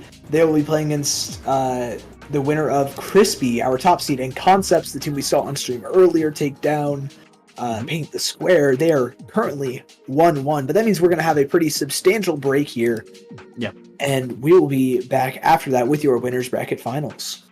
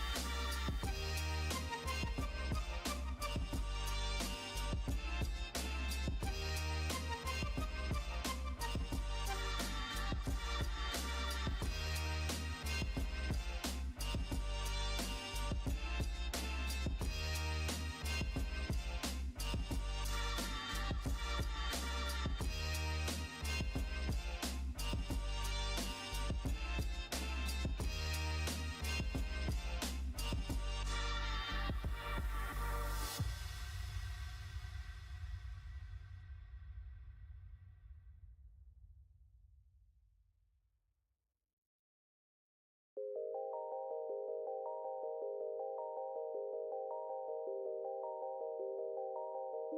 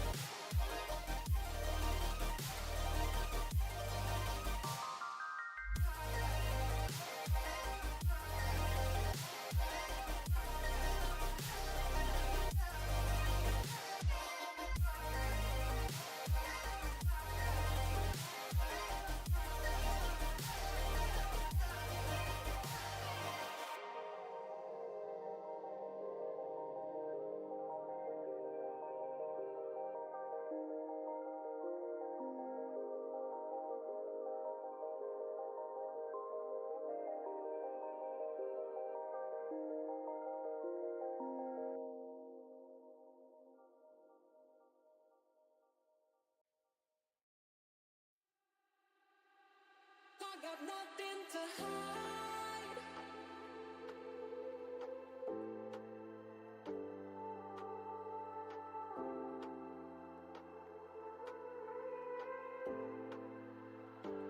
I got nothing to hide.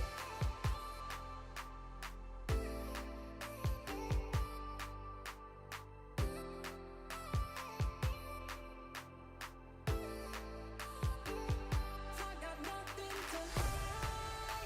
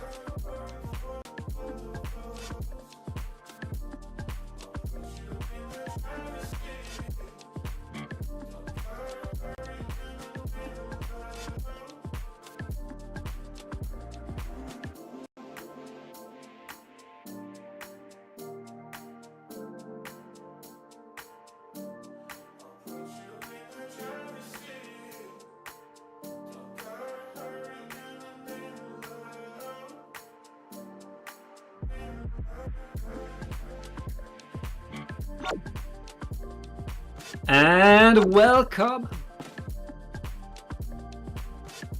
Getting ready for the winners finals. Sigdokari had to say goodbye, had to leave, but now it's time for Ensonen to take the spot. Hi Ensonen! It's been so long. It has been quite a long time. But I am glad to be back here commentating on the mic. We have Crispy versus Camden. Been watching these two teams duke it out in this tournament. I'm excited to see this matchup here. Yeah, Crispy, very much top level players that don't need much introduction. They used to be in finals. Camden, a team that has been on the grind, that has been on the rise, and who very much deserve their spot in the finals again. I think that they've won a Triton before. They want some more, I guess. And yeah, we're going to start with the classic map that is, of course, Hagglefish Market. Love seeing Splat Zone's Hagglefish Market. I've been away for quite a while, but we always still see this map. Yeah. An absolute staple of the scene right now, and it's going to be so fun to watch. Mm-hmm.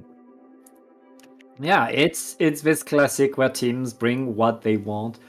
Not sure what exactly these teams will play. Knowing a bit of Crispy, I expect Crab Tank to be part of the action. Knowing Camden, we'll see Pencil for sure. I mean, we'll see both of these teams, I think, bring Pencil. So we'll have. I mean, on Hagglefish, both like teams need to have their range, needs to occupy space. We'll see who is able to really take control to put themselves ahead. We will see. As we load in here, we're going to be able to see what these teams are bringing. Mm-hmm.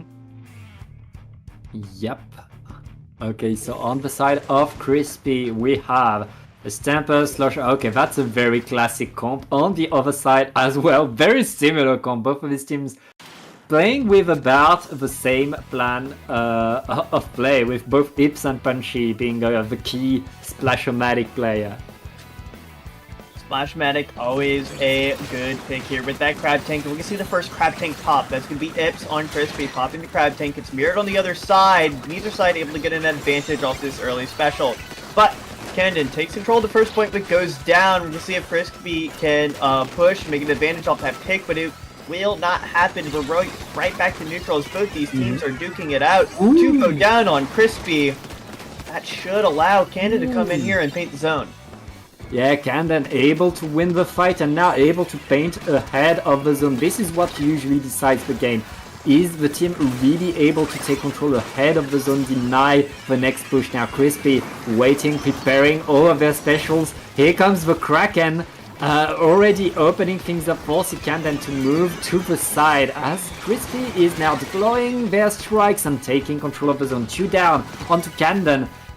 Oh, Camden still able to stay there thanks to that pencil. Oh, never mind. Crispy is on the zone, getting more and more control right now. Go down on Camden. Crispy starting to push forward, wants to grab the lead here and should be able to do so soon. We have Crab Tank on board to delay, to stop whatever push is coming out. To see the cooler pop, and there comes out the Crab. Both sides, it's going to be Crispy going down one here. Camden starting to push in. We see the Shrikes go down, and they're going to be pushing off the back of that, trying to grab this zone. Yeah, that's the zone for Camden. That's still the penalty and the lead, but Crispy able to jump away, able to keep their side right there. But Camden not wasting a second, pushing deep in. They want Crispy to Crispy wants Camden to force their way back. Here we go, Crispy keeping control of the zone here. Camden try to come back in here. They have some specials on board, and that's a great pick from the pencil. It's 2 down on the side of Crispy, and as the strikes go down, the zone will get painted. Camden gonna push forward off that. Will Crispy able to hold on? It's gonna be a 1-for-1 trade as the points tick down, but it's 2 down on the side of Crispy, and Camden will be able to push further. Oh!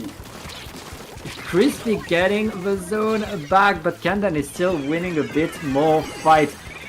But here comes the strikes. We're back to a fight. These two teams really trading blows left and right now. The Crab Tank is deployed above the zone with a Tacticular, which means Camden is going to take a bit more control. Now they have no penalty. They should be able to get the lead unless Crispy is able to paint right now. And that Crab Tank will help them do exactly that.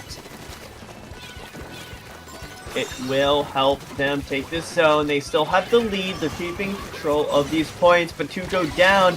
And as the third's getting chased by the Kraken, they fall as well. Camden quickly getting the zone once again as they are pushing far into Crispy's spawn. Yep, right now we're in a 2 versus 2, and Camden is holding that control. They don't have that much penalty, Antonin. Camden is in a very good spot to get some more, but Crispy answering so fast. Another Crab Tank. The Crab Tank is able to get the pick, but they're not able to get the zone yet. Yes, they do. And right now, Crispy maintaining their lead, getting a bit more fight with 2 players down. Crispy has the advantage and takes back control, but it's been so back and forth, Antonin. It has been back and forth. You can tell via the points or just by watching the match. Neither side has been able to get a lockout here. And, you know, what a match to start this series out. But now we're going to see Crispy, low points, no penalty. Can they grab the win off this? As the strikes come down, the zone goes neutral, and it will flip. That's some more penalty applied as Camden try to push forward, try to get a lead here, but they keep going down. 1-for-2 trade. No leads able to be grabbed. It's about this fight here, and it's going to go Crispy's way, but 30 seconds left. The player disadvantage not in Camden's favor. We'll see if Crispy can lock this out here. Extra splash right there. Punchy is in there with the splash, maintaining the pressure with 25 seconds left. Crispy know that all they need to do is just get trades, and the trades are happening. Camden is struggling to push forward right now. They need to get the zone fast. They only have 10 seconds to get in. Ips activating the Crab Tank. No, but they need to paint. They're on that zone with 2 players down. Camden should have the time to paint to get it, but can Crispy? They keep the zone painted for just long enough, and Camden none able to get the paint on that square, and they will be losing the first map. Crispy take this first map in the series, and can they keep this momentum going? Yeah, it was so close. Camden had the numbers advantage, had the paint advantage, but the clock was running out, and Crispy painting with everything they had right there to get the W. But that's just game number 1. Both of these teams have shown the speed, have shown the fight. We were so close between these two teams. Crispy getting the edge over and over by a tiny bit, but Camden on their heels all the time. Going on to a different map that was picked actually by Camden. We'll see if Camden is able to get the comeback and answer with a point of their own. We'll see here. Second map gonna be that Mako Mart, and you know, another one that can really go back and forth.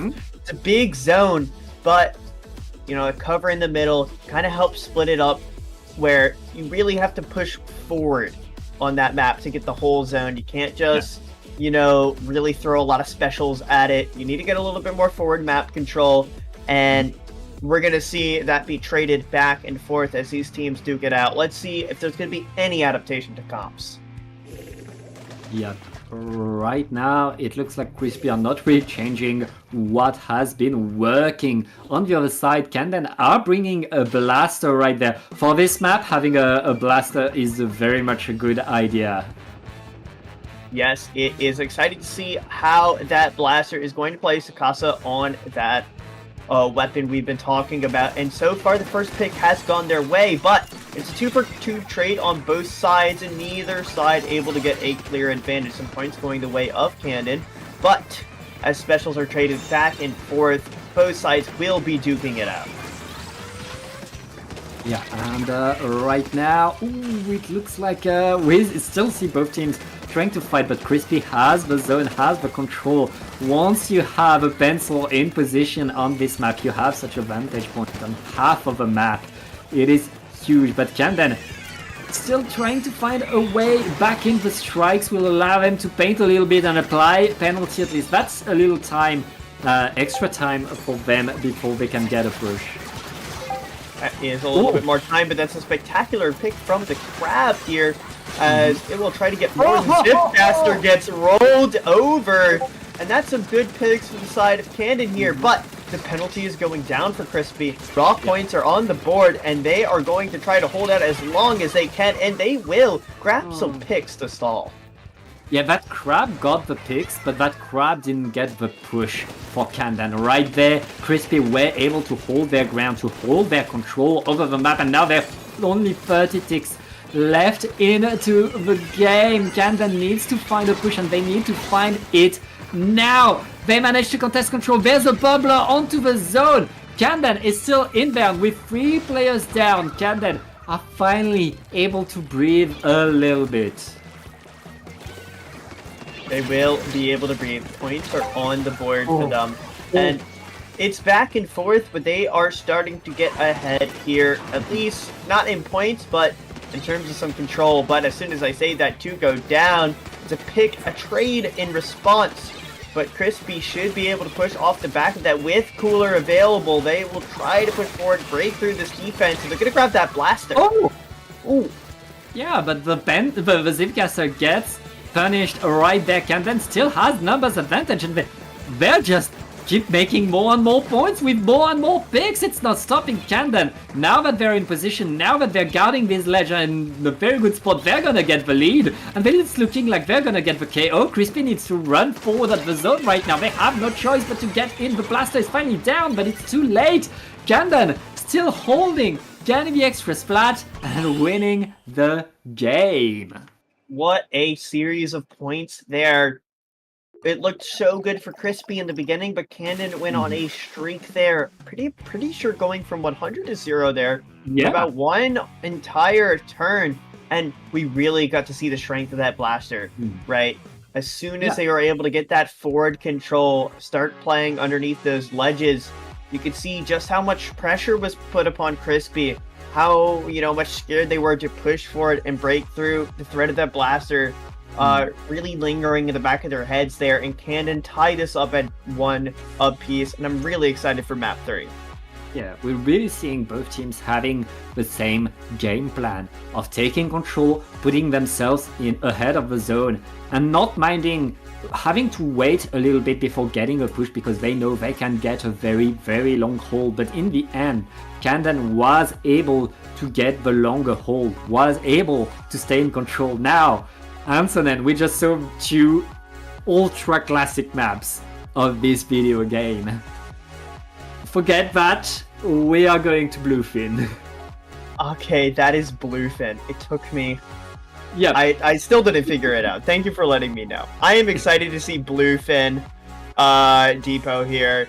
Excited to see how these teams are going to play this map, because I haven't seen this. Right. And I'm excited to see how Splatoon 3, how is this map going to be played? And these 2 teams are very neck and neck. So I'm going to be able to see, and we are going to be able to see the best of the best duking out right here. Oh, yeah. Yeah, and this is a kind of map that reminds me a lot of Scorch Gorge that we saw earlier in the tournament, where you have that big drop but ultra committal. And then once you've dropped, you need to fight. You need to fight for your life. And then pushing forward, pushing ahead into enemy territory is going to be very much an uphill battle. That's pretty rough to get in. We'll see how these teams are able to do. This map was added in 2023? Yeah. Oh my god. Sorry, time flows by. It's been a while. It has been a while, and that is an E leader, and that is a an that's unfortunate situation.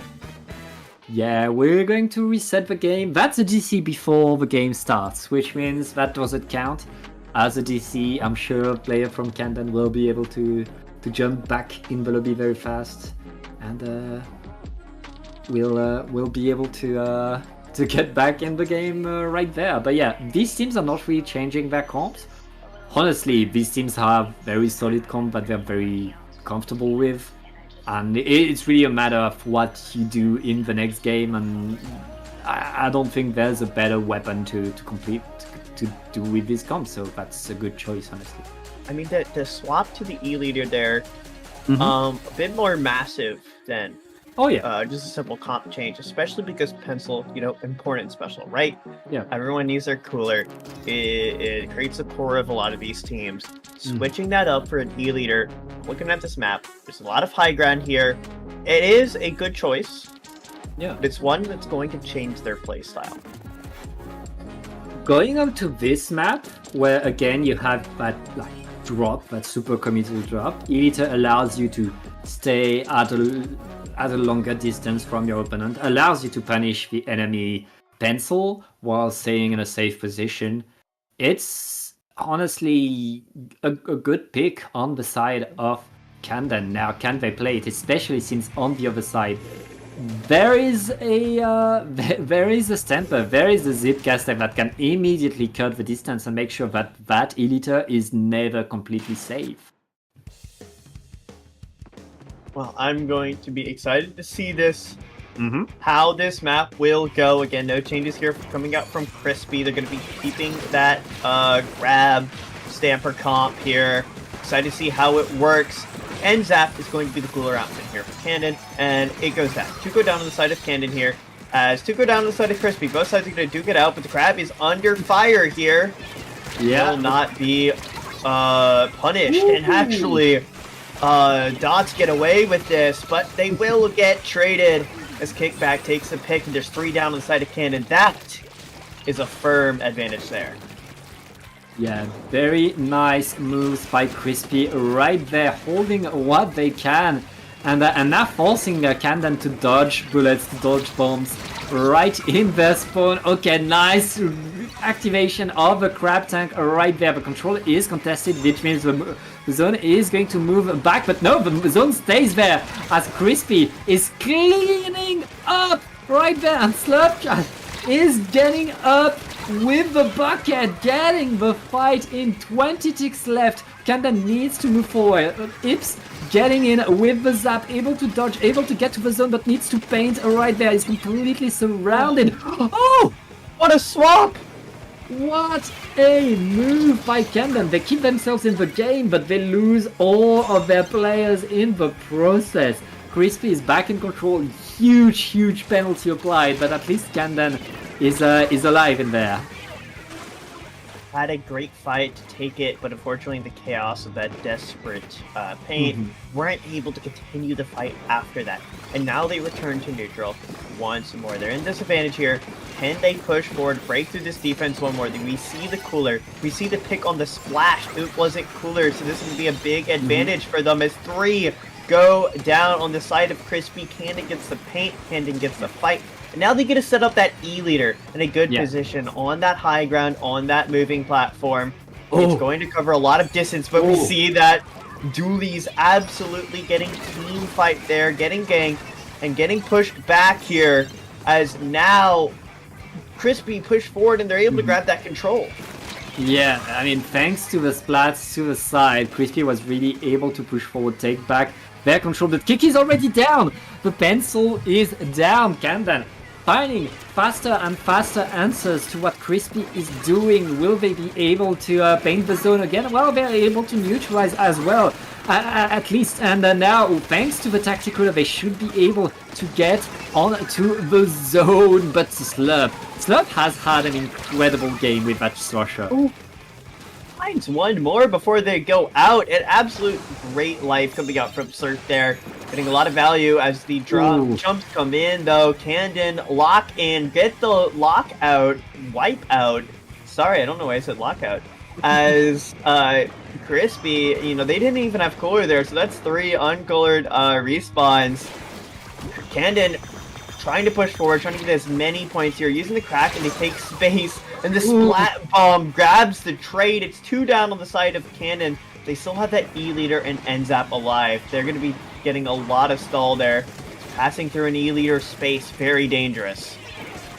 Yep, right now Camden are holding. They don't have that much left to take the lead and possibly the KO. Crispy needs to mount a big push. They have their specials ready. Here comes the Crab Tank coming, painting the zone. That's not enough to get the lead, to keep the lead, but Crispy is still in there with 2 players down. It looks like Crispy is going to get back control over the map. Last minute, Ansonen, last minute of this game, a lot could still happen.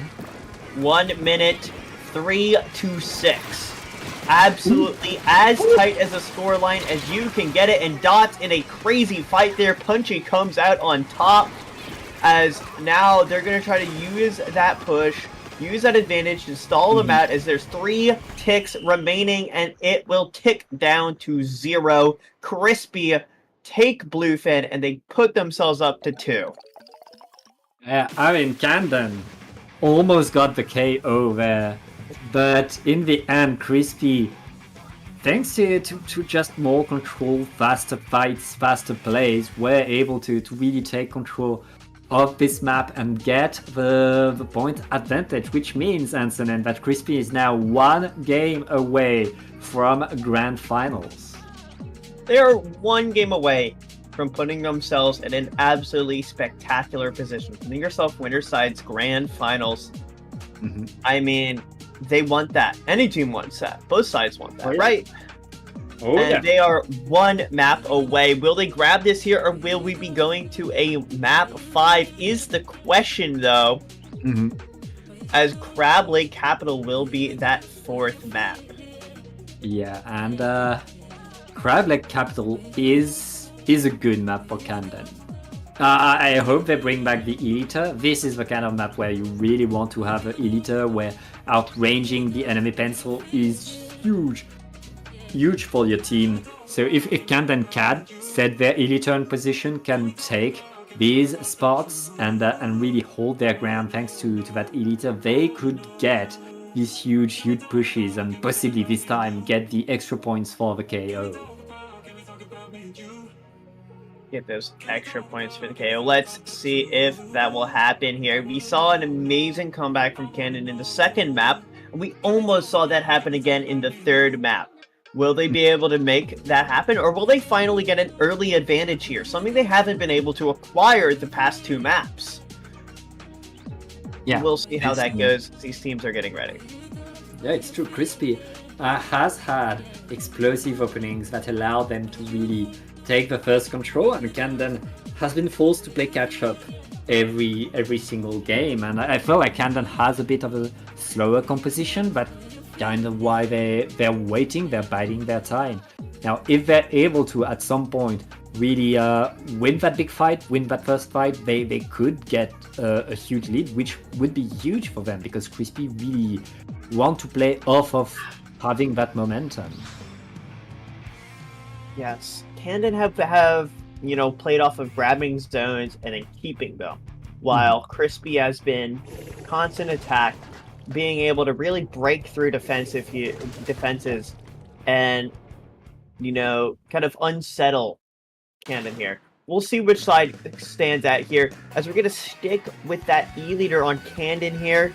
And it's same comps. It's a run back, pure and simple, here on Crab Lake Capital. Yep, right now, Crispy opening with control over the zone. Camden answering though, able to get the splat onto the Stamper already, but it doesn't matter. Oh, they lost their zap. Losing your zap right there is pretty rough. That is way less pain for Camden as Crispy is taking more and more control, forcing Camden to move back, and with more picks, Ips is in trouble right there with the Zapier is going to be splatted. Now comes the Julies. This is huge for Crispy right there, but ooh, huge points. Thanks to the blaster, Camden is back in this game. What amazing double kill from the blaster. Finds a third with the Kraken. Gets a lot of control. Gets a lot of map for Cannon, and they push up forward off that. Now the Kraken does get punished there, but it has done its job, and it's all up to Cannon now to do their jobs, and that's what seems to be happening as 3 go down on Crispy. Camden able to push further ahead and might be able to tie things up here. Yeah, now is the question, can Camden send themselves up? Yes, it looks like they can. The Eater able to get 1 pick already. That's the lead for Camden, and they're still in huge control. That Crab Tank allowing Camden to push through the grates, not able to push completely through as Crispy now activating the Tactical, preparing their next push, not yet able to get in. The strikes are ready. Will Crispy be able to stop that huge control that Camden has right now? There's just 10 ticks left onto the zone, and Crispy just lost all of their players. Punchy, the last squid standing is not going to be enough. Camden gets this game and gets to a game 5, Ansonen. A decisive map there coming out from Camden. Yeah. Grabs that point. We see that the strength of their comp here with that E-Leader, with that blaster, they're able to lock out, play like more like a fortress, right? It's the spear versus the shield here, and the shield currently brought us to a map 5, and I really liked how Camden played that map. Yeah, got a little bit lucky with that double kill, but they made the best out of what they were given, and absolutely played spectacularly. Yeah, they showed their strength, which is once they are where they want to be, once that Eliter is in position, they can really get these long holds onto the zone, which is what makes the game. Crispy able to win so many fights, able to be so mobile all around the map. In the end, if Camden is able to stay where they are for a full minute, they get the victory, and that's what they did right there. Now, Ansonen, we're going on to Museum d'Alfonsino for this last game of the set. It's a map that both of his teams have chosen to have on their list. It's still a good map for Eliter, but it's also a map where there's always a way in, where there's always a way to contest what that Eliter is doing. So I don't know what exactly Camden will do there. A lot of space is kind of the key point with the E-Leader here. There is a lot of space for people to go around its sight lines to, punish, maybe staring too hard at one point, right? There's a lot of flank opportunities and a lot of ways to get in on that E-Leader. But, on the other hand, that E-Leader has a lot of space it can control, right? It can lock down a zone very well. If you get it up on the spinning platform in the middle, you get a lot of forward control on the enemy plat. There's a lot of good and bad here, and I'm anticipating to see they're going to stick on that E-Leader, because it seems to have worked before. Yep, and here comes the moves right there. The Eliter is going back. I mean, Camden are bringing back the comp that has been working in this previous game. Can't blame them right there. And look at that, Camden, 2 players dropping to the side. Both teams trying to go around their opponent, trying to get into interesting fights right there. And it looks like Camden are going to get the opening control, something that they didn't have until now, Ansonen. And this is looking fantastic for them. Finding early picks for the blaster, they get some jumps out, and now they're just kind of in control. They have their specials, putting a lot of pressure, and Crispy has not been able to get a cooler down as well. putting a lot of forward pressure, and the Blaster's just having too much fun right now. Finally gets punished for their hubris, but not before going too down on Crispy. Candon having a field day with this. Camden doing whatever they want right now, back here, going around this map with that Editor, punishing everybody with sneaky shots. Just 38 ticks left onto the zone, and Camden is still in full control. Crispy now needs to get in, needs to get the fight. Here comes the triple ink strikes, but that's not enough to cap the zone right now. Camden still holding. All of Crispy is now on the attack, getting 2 picks. Crispy gets to breathe a little bit, get the zone, but what a huge opening statement by Camden right there. What an absolutely huge opening statement. Now they need to break Crispy's defense. Crispy have not been able to get the point before, so they have no penalty to work through. And it is going to be crunch time for Cannon, but they seem to be crunching well. That's going to be the first pick down onto that Snipe Rider as 3 go down on the side of Crispy, and the control is right back in Candon's favor. Yeah, Camden getting more and more right now. They're still in control of the zone, and that Elite getting to the angles that you wouldn't expect right there to the side. And punishing the crab, that is huge! That is so huge. Crispy needs to use everything they have if they want to apply penalty, and they need to apply penalty right now. They just lost all of their specials and they got nothing. Camden still getting more and more. Crispy needs to get onto the zone. They're able to push that Elite away. Is that enough to get the zone, Bo? Yes, it looks like it is. They find a pick on the Blaster, they push back the dualies, and the E-Leader has to retreat. Great fight there from Crispy. Even though their specials got cancelled, they were still able to use their weapons and subs here to find that map control, find those picks, and now they have control of the point yet again. What will they be able to do with this? So far, they're getting pushed back here. How will they weather this storm? But it seems to be not well being the answer. As soon as I say that, though, it's a 2-for-2 trade, and Punchy's still in the crab. Will they get punished? They will.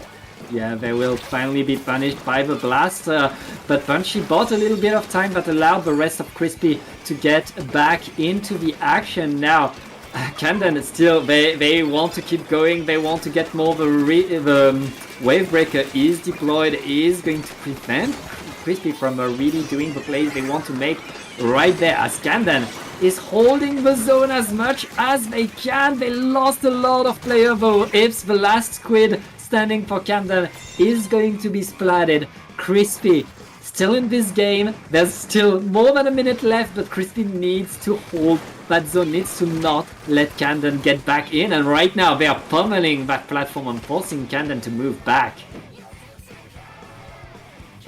Great work by Crispy here, weathering Candon's push, putting them back on that penalty and putting them back on their plat here, as they have no penalty here. They can freely work these points down. They put a lot of pressure on Candon here, and we can see how that's worked out. That's going to be 2 down. The Crab getting punished there. Great job from Kickback as the Zipcaster still alive and in a safe recall. The lead will flop. Who will win this map? 30 seconds left, 10 ticks remaining, but there's 1 pick goes down, but there's 2 down on the side of Candon, and that will be it. Crispy will be going to Grand Finals. Anson, in the first 4 games, we saw Crispy take control and Camden try to have that one big hold onto the zone. And then this final game, both teams traded strategies. And Crispy able to get a huge comeback after being dominated by Camden for most of that game. Crispy, once they got control of that point there in that final map, before they were kind of a little bit less aggressive, right? They tried playing power positions and, forcing Cannon to come to them, but instead they kept taking the fight towards them. Crispy put the pressure on Cannon, and Cannon, again, is that Fortress comp, playing a lot more defensive. And, well, you can't win as a fortress if you can't get set up. Yeah. And Crispy kept, putting the gas pedal on, putting Mhm. pressure, putting aggression, and yes, it came down to a chaotic fight at the end. Great Mhm. work from Candon, but they ended up coming out on top. Yeah. And that means we're going to take a short break. Losers Semi is already waiting for us. So we'll go right there. Do not go anywhere. We'll be back in a second.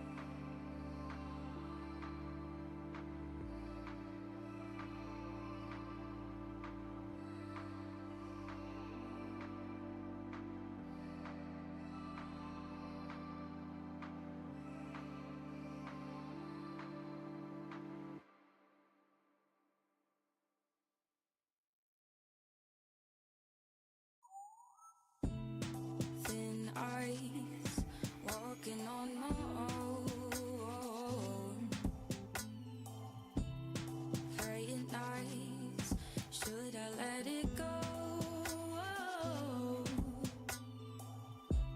You said that it would change, but you're going home, and I'm losing hope.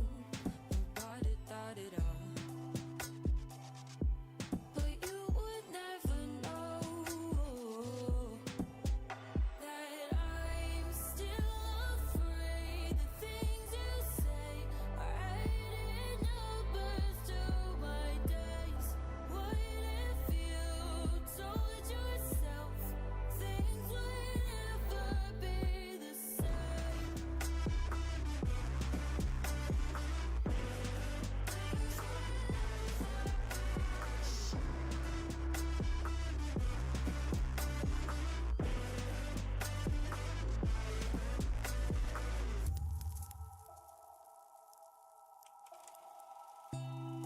Countdown, feel the ticking in my ears. No, is it near the end? Fade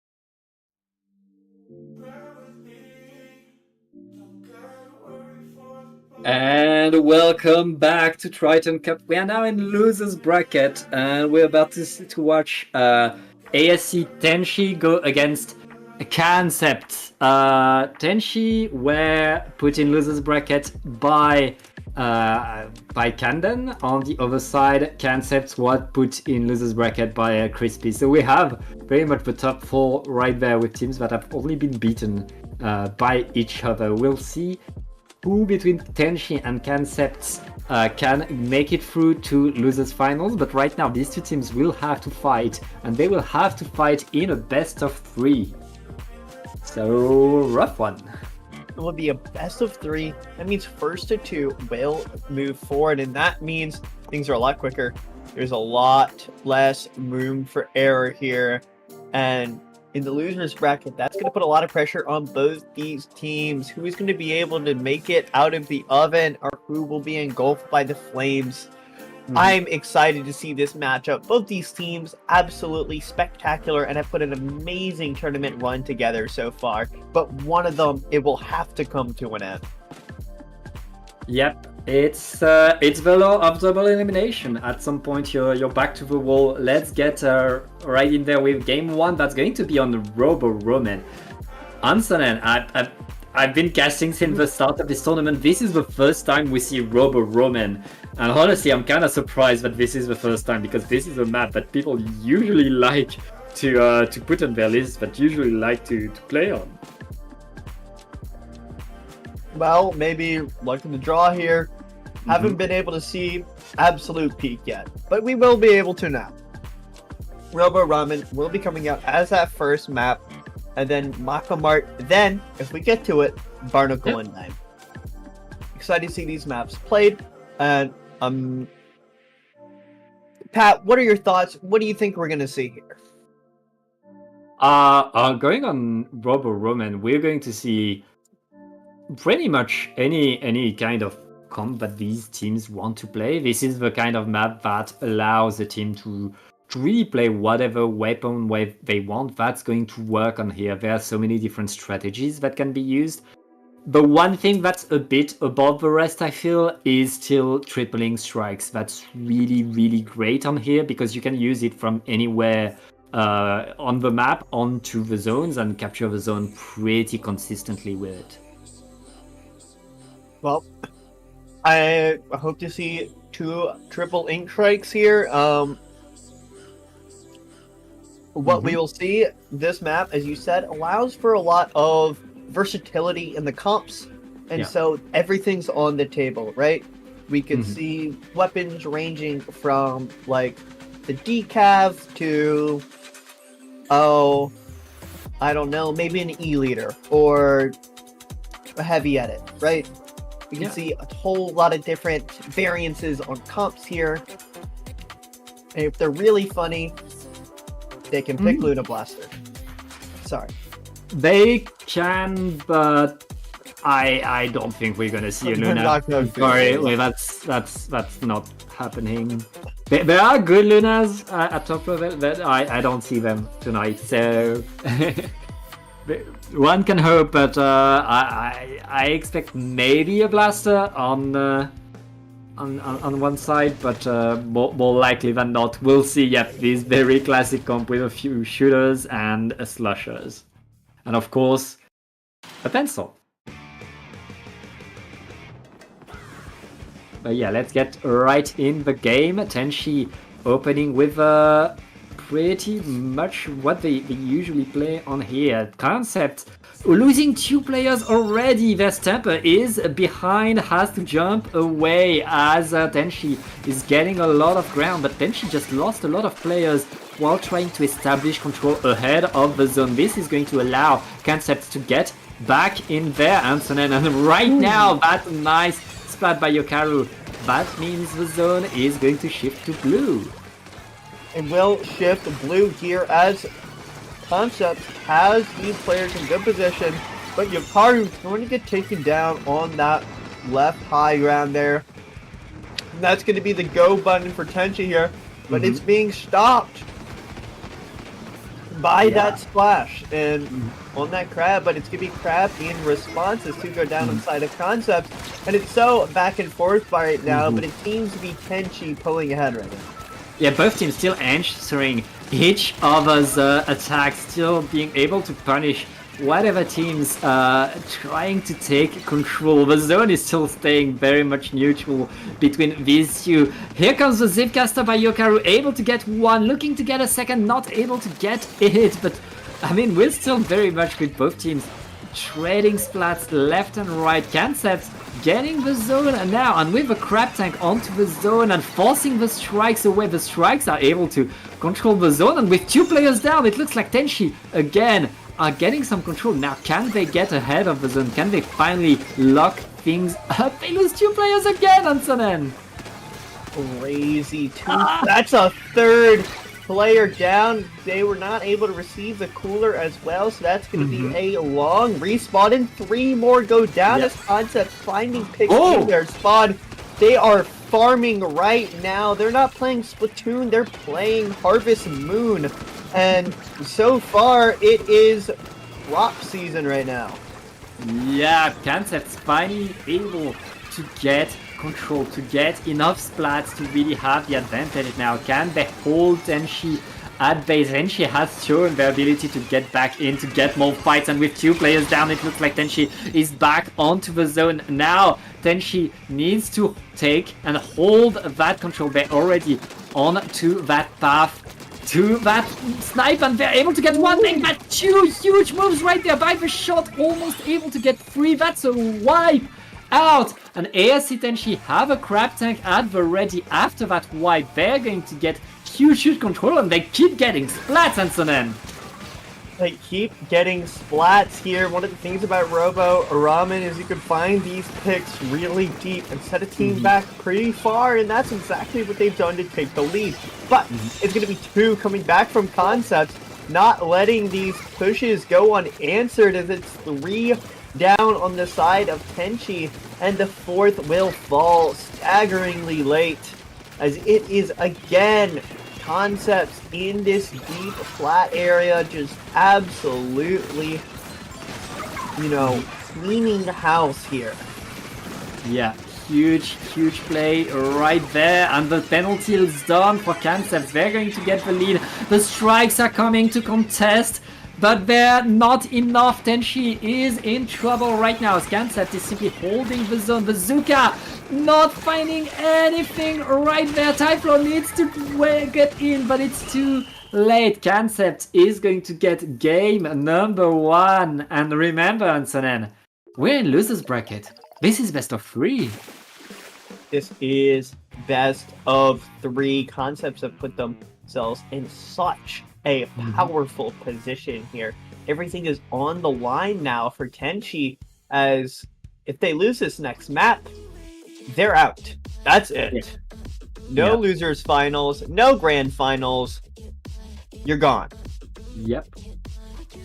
But this map is Mako Mart, a map that Tenchi loves, a map that Tenchi selected as their map on their list. And Tenchi is the kind of teams that loves a good ledge, that loves to have their buckets, that loves to have their blasters. And I expect Tenchi to play harder and faster on Mako. Harder and faster. That aggression going to be key here for Tenchi, as we're going to be swapping up the map. And Concepts, they were not afraid to push forward, take a lot more space than they needed to, and put Tenchi in a awkward position, right? And really fed off that. But on this map, there's a lot more space. It's a little bit harder to, necessarily push into spawn, push super far. Got to get a lot more map control. It's going to slow things down. And if Tenchi keep up the pace, I think they can take this map and bring us to map 3. Oh yeah, everything is possible. And these 2 teams were so back and forth, had so many opportunities to take control, to deny control, to get back in.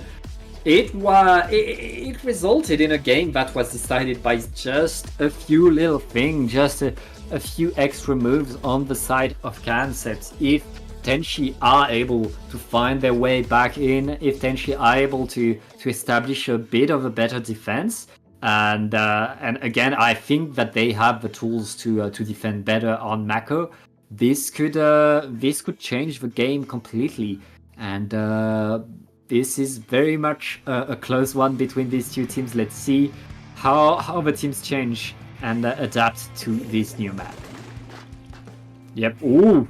Then she bringing their ledge comp, their 2 slusher, 1 roller comp that allows them to really play off of these stacks. If you're Concepts right now, you cannot stay on a stack. It is never safe because there's always someone to contest you there. This is a comp tailor-made for this map, and I am excited to see its strengths and weaknesses here. But Ooh. so far, I'm only seeing weaknesses. As 3 go down, it's going to be a staggered 4th as Tenchi put on the back foot straight from the get-go. Yeah, Tenchi kinda missing on that opening right there. We'll see if they're able to get their way back in. Arrow unlucky. Sucked to the side, losing a little bit, but able to win the fight overall. Now they need to get onto the zone, and oh! Huge move by Typhlo with the roller. That's a wipeout for Tenchi, who takes full control. Now, Tenchi, they have the ledge options, and they're under that ledge. We'll see how Concept is able to get back onto the game. Oh, Splashdown does get cancelled there. As now Concept's pushing in. It's a good pick from the Zuka. But it's a 1-for-1 trade. The splash goes down. That's Crab off the board. And now it's all up to Typhlo here. On site finds one, but it's going to be the flank from Typhlo here with that roller. Finding the pick, finding that forward map control, and now again Tenchi put in that power position this comp is made for. That's called underneath the ledge, and one of them, I think that was the bucket there, absolutely maddeningly far into their spot. Yeah, but right now Concept is back onto the zone, able to neutralize again, but will they be able to really take control? That's 2 players down, and that's Concept able to apply penalty, keep themselves in the game. Huge lead by Tenchi right there, but Concept are back in there, and we've seen them being able to win these fights.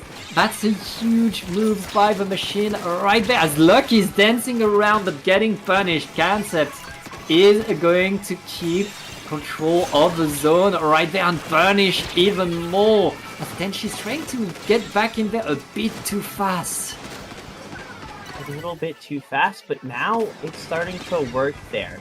Right? They found a little bit more control as soon as they say that though, the roller goes down, tries to come out, the bucket goes down as well. Concepts putting themselves in a fantastic position here, no penalty. The Crab finds another. The stagger just keeps getting greater and greater as lead should swap here, but it's a slosher with the machine going down here. Typhlo has Bubble on board, one of the best specials in my opinion, for grabbing map control, and it grabbed map and a pick there as Dots goes down. Yeah, this is Tenchi attacking again. They lost the lead, but they're not that far behind.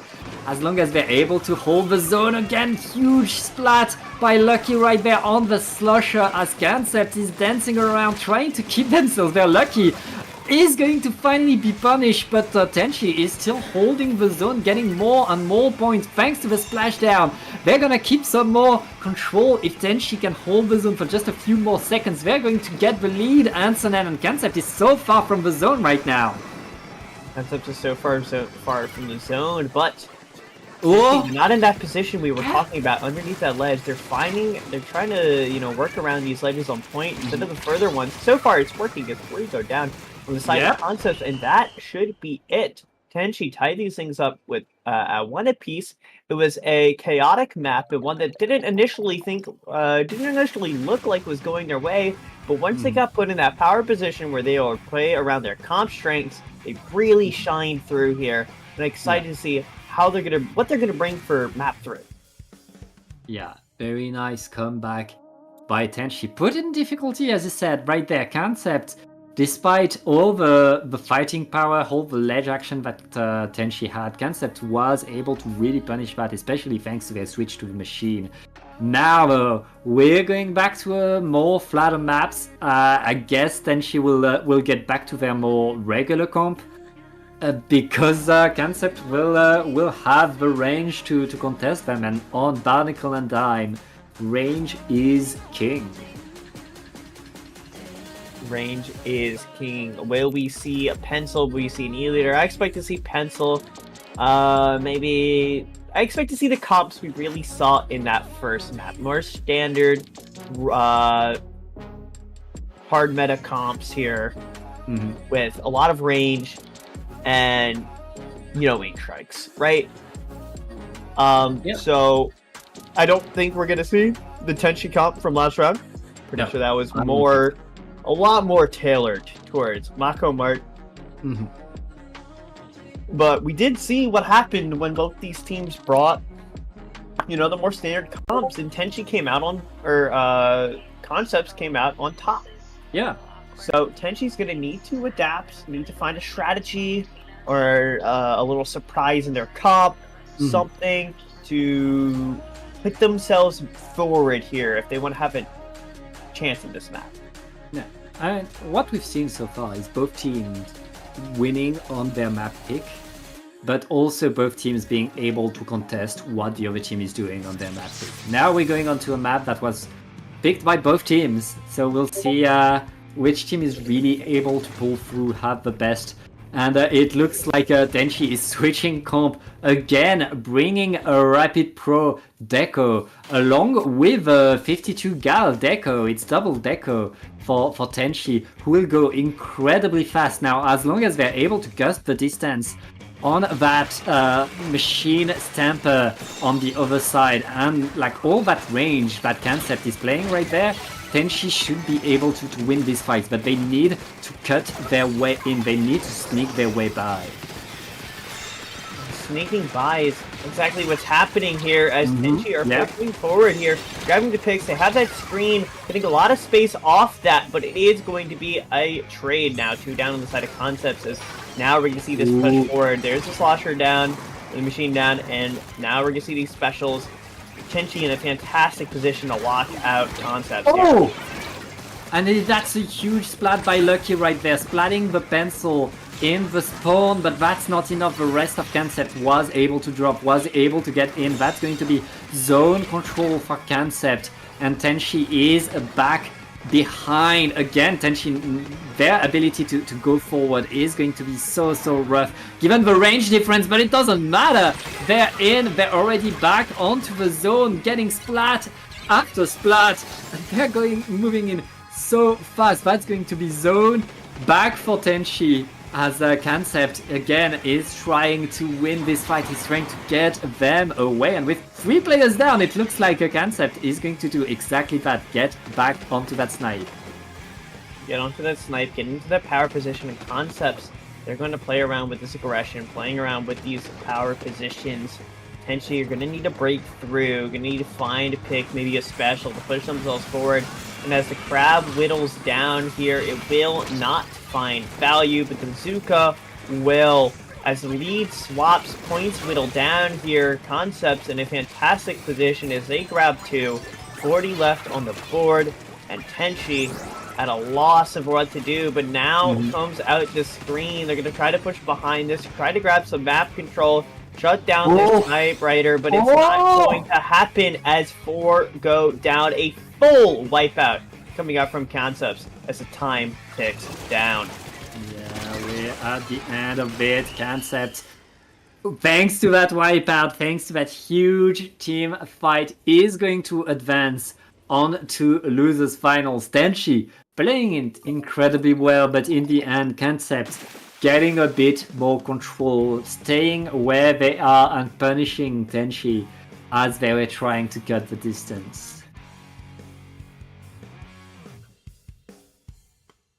And that's big for Concept. They're going to advance into losers finals where they will meet Kanban, who is waiting for them that we saw before and so on. So we're going to take a short break, prepare that lobby, and we will be right back.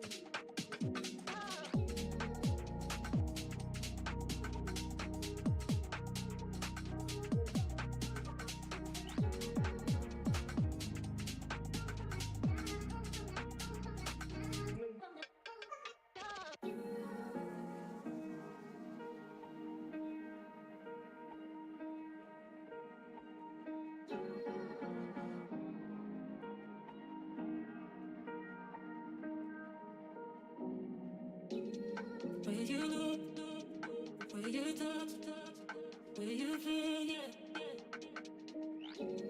Where you look, where you touch, where you feel, yeah. Can we talk about me and you? Can we talk about the truth? I wanna know, I wanna know. Can we talk about me and you? Can we talk about me and you? Can we talk about the truth? I wanna know, I wanna know. Can we talk about me and you?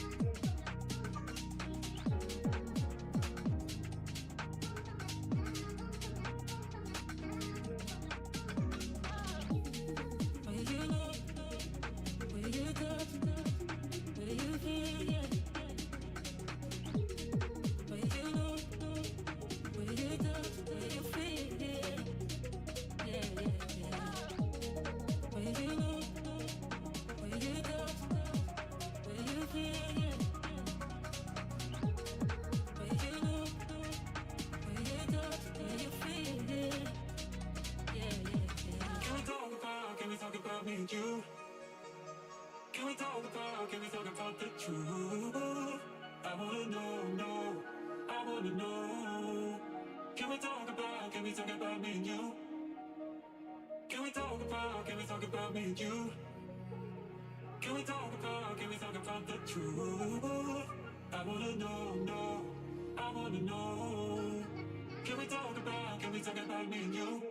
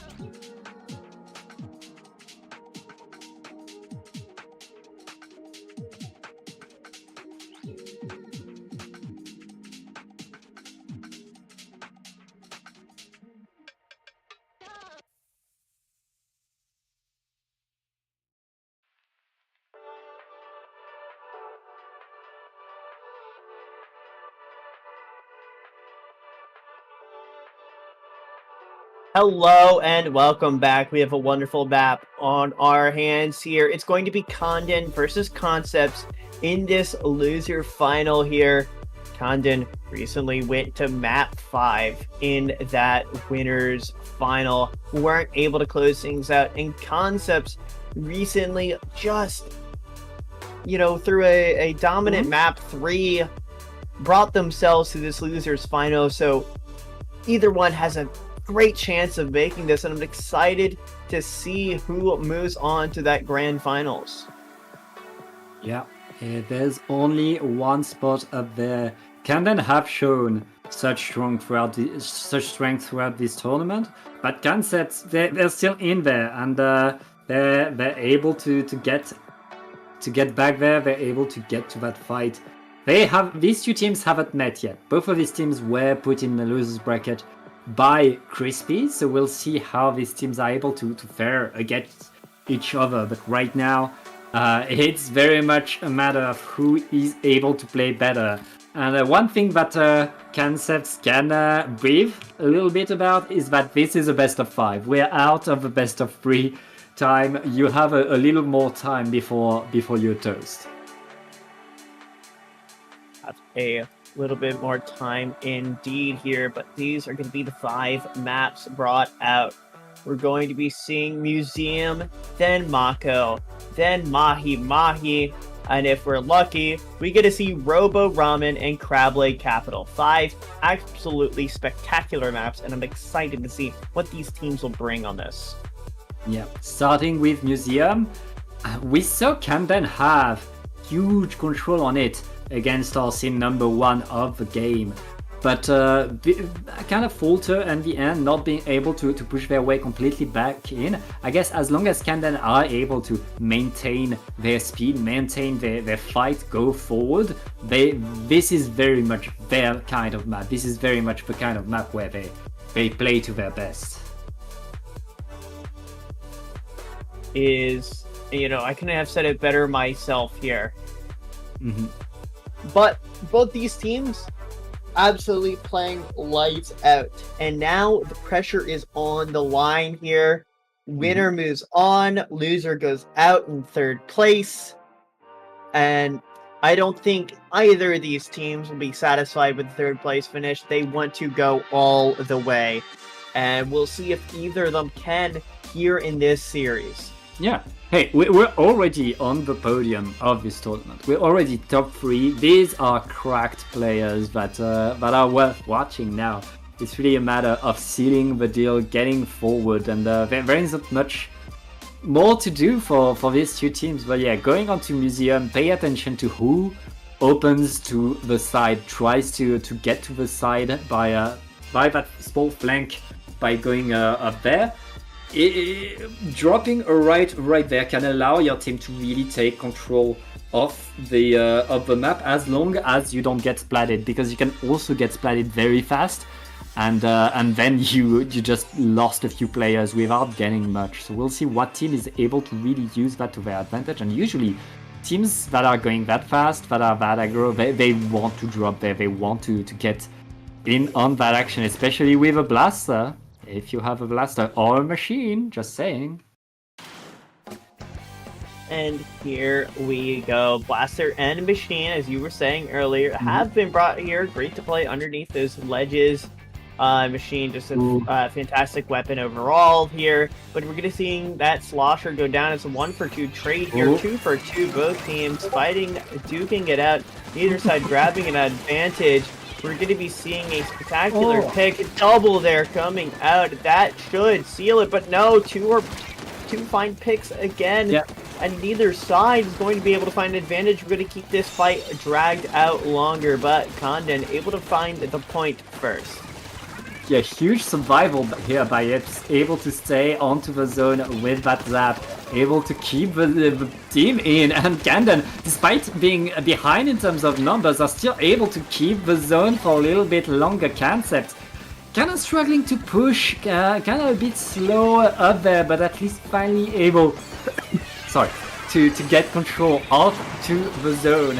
And but that control is short-lived, as Camden is getting back so fast, Ansonan.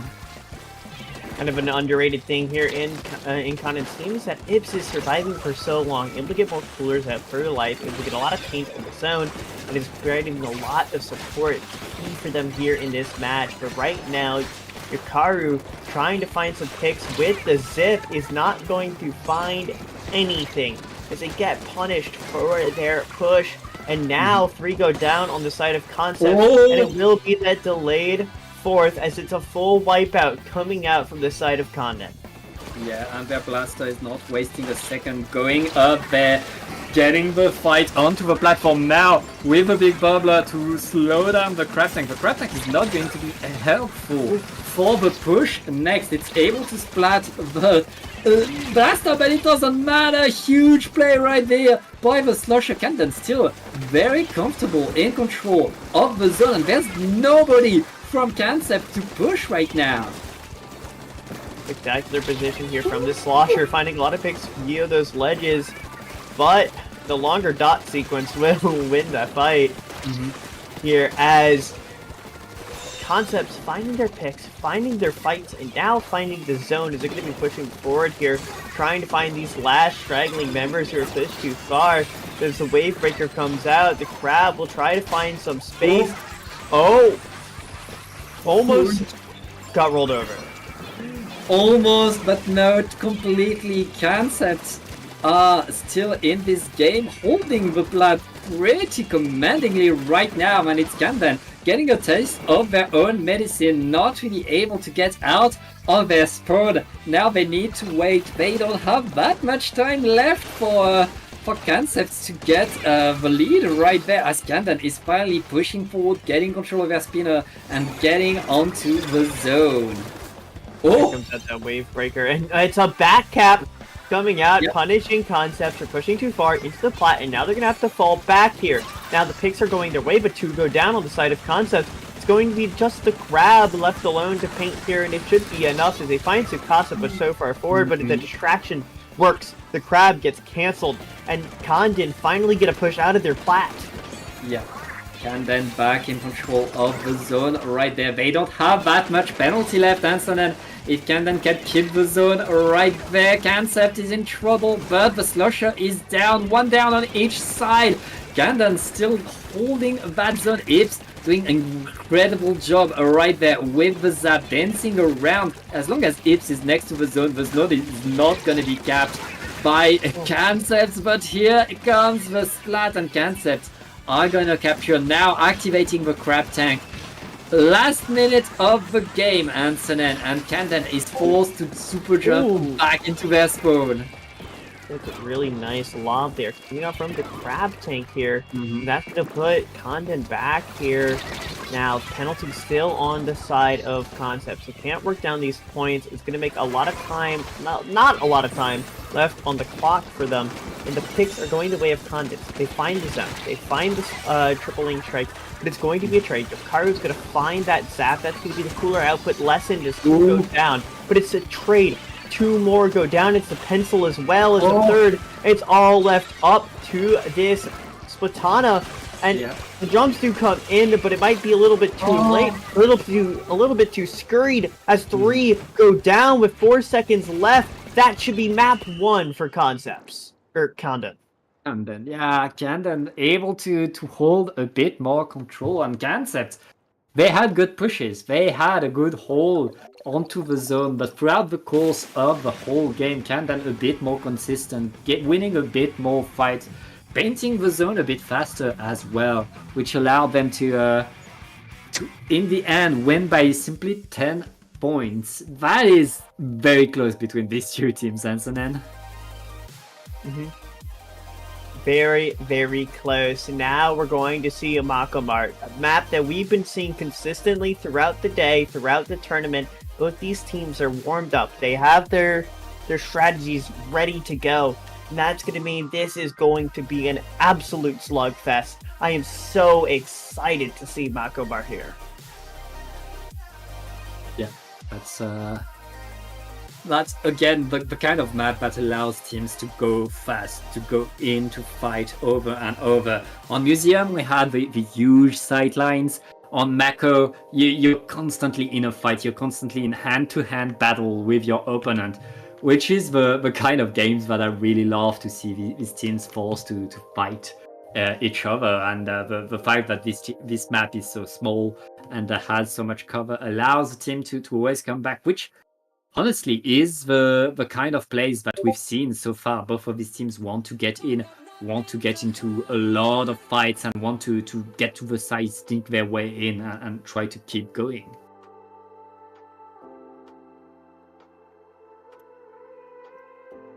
Alrighty, these teams getting ready here.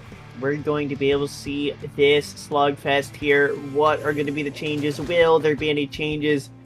We're going to be seeing these comps come out, and who will be able to come out on this map is going to be the question. I don't see any changes here, so both teams running with what they're comfortable with here on this map. Well, the one change is that Baki is back to the pencil, away from the Elita, while Ips is back on the splash, which is an extra crab tank on here. If you're able to deploy your crab tank on one of the stacks, you have so much control over the map, which is a good move right there. Kandan getting a few good splats thanks to that slusher, able to get the extra one. That is huge. Control right there as Kandan now has the zone, has the lead, and is looking to deny the next push by Kansas. And it's going to be 2 down on the side of Condon. They have the point, they have the lead, and now they're going to try to keep control of it, but it's going to be a flood out coming up from Concepts. They push forward aggressively, trying to get this map control, trying to get this space, and jump not able to be found here as the Snipe Rider picks up the pick, and then now they have this map control, now they have this pick, the splash goes down, the crab tank nullified. Can Condon push off the back of that? But now the jumps will be coming in. Condon trying to play this slow, waiting for specials, but it's not working out here as 2 go down, 3, a third goes down, and Concepts starting to run away with this game. Yeah, Concepts really taking that control, forcing their way, and with 30 ticks left, Kandan has one last push to get in, but they have a lot of specials ready. The crab tank is already deployed. That bubbler needs to go onto the zone, but it's so rough to push for Kandan right there. Concepts, iron defense, punishing everything, stands to that stamp, but wait, the penalty was applied? How did they do that? They got the penalty. Somewhere in the midst of that, they managed to flip the zone for a brief second, and now Concepts have to work so much harder to get this win. Condon have a chance here in this map. What was starting to look a little bit lost, a breath of life breathed into this map, and now Condon, they just want to build up specials again. They want to make a big cascade here. They get the point neutralized, dragging these Concepts members back to point. They find the pick on the splash. And now here comes out to push to go down on the side of Concepts, only for a trade on the blaster.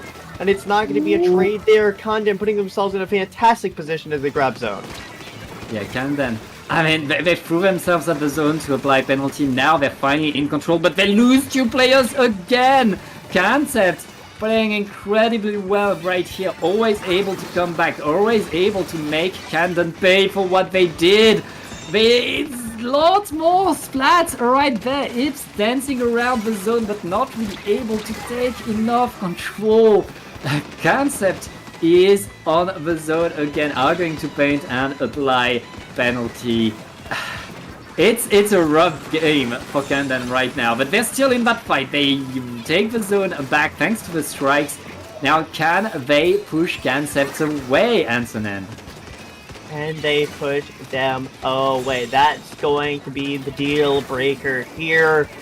46 points remaining on the board. They find the first pick. The penalty is going down, but the specials come out in response. And it's not going to be enough. But theirs comes out picks. 2 picks on the side of Condon. And now it's left of 2 remaining members that they have to hold a barrage of specials. They will not be able to keep the zone in response to that, but now they're going to try to play for a retake here. They're going to try to push in off the back of these specials being used and come in with their own specials, come in with their own fight full 4, but will they be able to make it happen? Here comes out the Intrikes. That's going to be zone swap, but the pencil goes down and members have to retreat. It's going to be a pick 2 down on the side of Condon, but it's going to be a 1 trade as there's a minute left on the clock. The picks going in their favor finally, but will they be able to get in? They will. Oh, What a fight. huge push right there by Camden, who are still into this game, but we're in the last 40 seconds of the game, and Camden needs to hold the zone right now. Concept preparing their push, waiting in. Oh, the bubbler is punished, but the bubbler has been popped. That bubbler right there is not going to help though. Concept is back onto the zone, already painting it. More penalty applied. That is so rough for Camden, who needs to stay on the map right now. We're pretty much even. The fight for the map is still going as Camden is trading left and right, but able to get the zone back and clean that stamper away. This is not over, but Camden needs to paint. They're able to get overtime. They get overtime, a critical overtime. Now, will they be able to get off the back of that? They find Yakaru there. That's a critical pick, but 3 go down. But the jumps, they're coming in. Will they be able to hold it? The paint is going down. They're outnumbered, but the picks are coming in for them. Condon, they find 3. They might be able to take the map. They might be able to find the win off this. As the points go down, there's only one more chance. It's scurried. It's hasty. And the points will swap over. Condon with a crazy comeback, with a crazy overtime. Find map 2. It's a best 5. That means they put up to 2-0. Yeah. I feel like Camden lost all of their fights except for the few fights that really mattered. The fight that allowed them to apply penalty, the fight that allowed them to grab the zone in the nick of time, and all of the fights in overtime. These are the only fights that Camden won in this game. The rest of the time, Kansas, we're getting the lead, we're getting control, we're getting everything, but Camden win an incredible comeback with incredible composure right there. That's a 2-0, but that's such a close 2-0. It feels like Concept had this game. Mahi will be the determiner on whether Concepts keeps this series going or if Condon moves to the grand finals in a swift 3-0. Both these teams have been putting such a back and forth even fights, and for it to end in a 3-0, I dare say it'd be disappointing. Concepts, they're going to play, they've played very well here, and I'm excited, I'm hopeful to see them grab this third map, but it's all about this one here. It needs to start here. I mean, Concepts, they haven't gotten a game here, but they've shown that they can. They've shown how strong they are, how much difficulty they can bring to Camden. Right now, Concept, 1 extra second is all they needed to win this game. 1 more drop of ink would have made the difference. They were so close, so many times in the previous game. Camden is up 2-0, but they cannot rest easy. This is certainly not over with Concept. Bringing back the same comp, it's not going to be decided by the weapon, it's going to be decided by the player. As Camden, they are bringing a range blaster again. But we didn't see earlier, I think. I didn't see it earlier. Yeah, we had the other one. Yes, it's a different version here. Concepts, they find this early fight, they find this early control, and instead of it being very back and forth here, they've definitely found some definitive ground to stand on here on this floating surface. But they go down, not able to hold themselves above water for too long, as Condon will find the point and find the push. Yep, I mean, Camden are in control of the zone now, but they lost a lot of resources getting that push, which means Concept is back in control. This is again Concept showing how well they can push, how much control they can get. The crab tank forced to break into a ball right there is going to be enough though to push forward. Camden in control of the zone right there, and this time they have the numbers advantage. This time they should be able to hold. The water hasn't gone down yet, Anson, and we're still very early in this game, and Camden now has the control. London does have this control. They've made themselves able to swap the lead here, and now they're going to try to push forward, hold this barrage of specials, but it's going to be too much here as Concepts use their specials well. The water goes down, and they're able to find this point.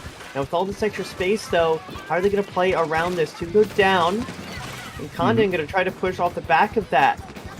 And I think successfully they've managed to get Blaster inserted on this point, finding these ledges, but the dots will take it, and Crab comes out. Control is lost for Condon, and as the specials fly here, Concepts, they're putting themselves in a better and better situation.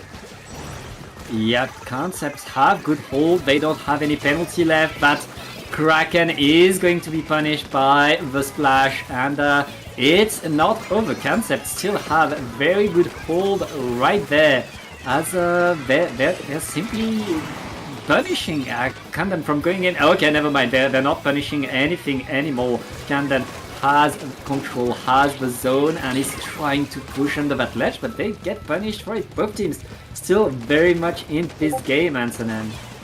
Very much in this game. Penalty is going goodbye here from Condon, and it's going to be all up to Concepts to try to find a pick off that. They find a pick with the Crab, but it's only it's going to be 2 down in response. Not a lot of good trades going on here. Condon takes speed, but it's a spectacular pick on the Sakasa, but they're not able to get out there as the Snipe Rider finds the pick. It's 2 down on both sides as 20 ticks remaining. Condon putting themselves in a spectacular position to make this 3-0 as more picks from the Snipe Rider come out, finding these players jumping, finding these players trying to push in. It's going to be a wipeout, and Condon will take the series 3-0 and will be moving to Grand Finals. Now this is the Camden we know. This is the Camden that's confident, that's in control. Once Camden are really where they want to be, this is the momentum that they get. Huge play by Camden right there, who had a bit of difficulty in this set, but in the end were able to show that they're the team that's going back to Grands.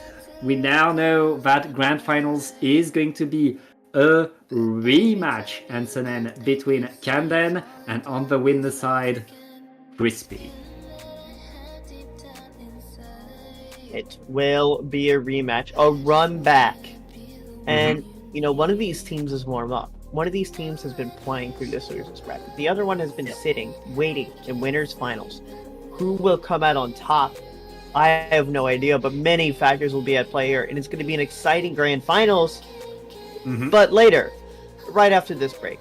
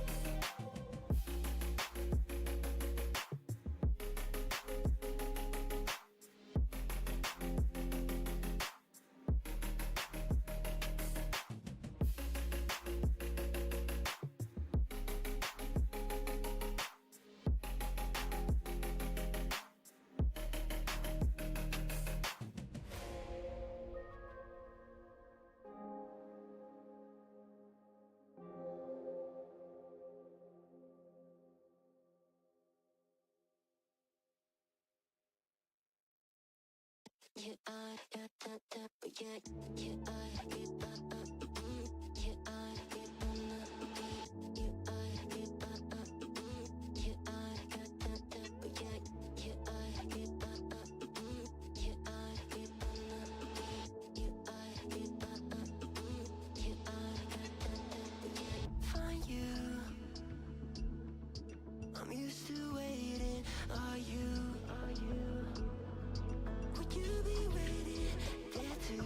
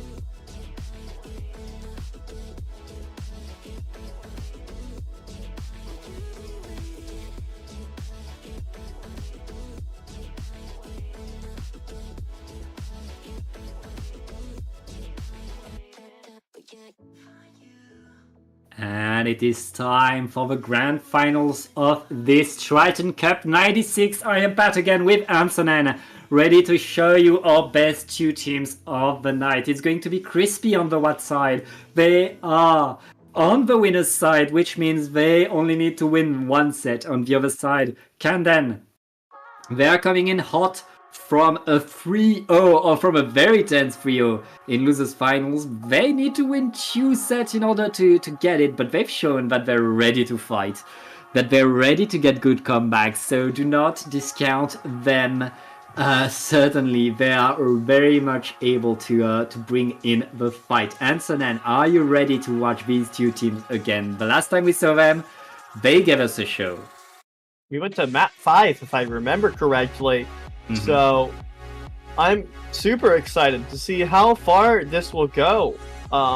Will Crispy lock in? Will we see a surprise, blowout here? Or will we see a tough battle? I could expect the latter here. The outcome of this match, I can't really determine. Yeah, we will start with Barnacle and Dime.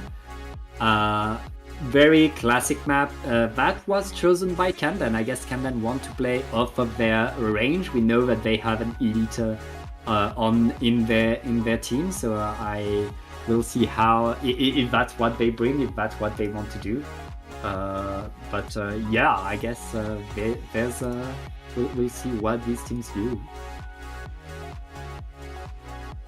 We will see what these teams do. Soon enough, we'll see the maps as well. The maps have been very important in these series before. We've seen a lot of teams bring out specific strategies, specific playstyles, specific comps for different maps, and it's really come down to how these teams are adapting to not just their opponents, but the map choices as well. Yeah, has been a critical factor. So I'm excited to see what this selection is. Yeah. Especially since, these two teams, they just played each other. They know what the other team is going to bring. They know what to expect, what to get ready for. So they've probably talked during the break, or they're probably talking right now about how to counter what the other team is doing, what to do in what situation. Going on to a Barnacle Dime, a very classic map that they've practiced a whole bunch. They probably already know what their opponent is about to do, and they're probably preparing that counterplay. Couldn't have said it better myself here. Counterplay is going to be very important in these matchups. So here is going to be the 5-map series. We're going to be starting off on Barnacle and Dime. Then we're going to be going to the Hagglefish Market. Scourge Gorge as a third. I have not seen that so far, at least on my block. And then Inkblot, and then Museum as a 5th. Yeah, a bit of an unusual one with Scourge Gorge. We've seen it earlier in the tournament. I guess some of these teams like to bring other teams here, and honestly, if there's a map that people are not used to, that that you have a plan for, go for it. Put that on your list. You have an edge on it. And right now, we'll see how these teams are able to do. Starting with Barnacle, though, dynamic is so important on here. If you lose all of your player, if you get wiped, you get pushed back into your spawn, and you leave the other team with a huge control over the map. It is so hard to get back onto this map, which will be dangerous for whatever team gets behind. We'll see who is able to get. In the first set we saw, it was usually Crispy getting first control, able to really take over the map at the start of the game. We'll see if that happens. If that happens again, Crispy is in a good spot, because that's really what you want to do on this map, Antonin. So true. That is what you want to do here on this map. Barnacle and Dime is going to set the tempo for this series, right? Yeah. It's going to set, the expectations, the mental is going to be set here. Who's going to be on that mental boom? Who's going to be, feeling it? And who's going to be on that backside? That can play a difference that can be a major component here. So, Yep. we're going to be seeing these comps. These are very standard comps. These teams have been bringing all this. They're not switching it up for grand finals. They're playing it here, and I'm excited to see who's going to be able to come out on top first. Yeah. Pay huge attention to the splash-o-mat on each side, because a crab tank that is deployed on this map does exactly what is happening right now. You're forced to move away from the zone. You're moved to move to the side, but right now Crispy reacting pretty well to it.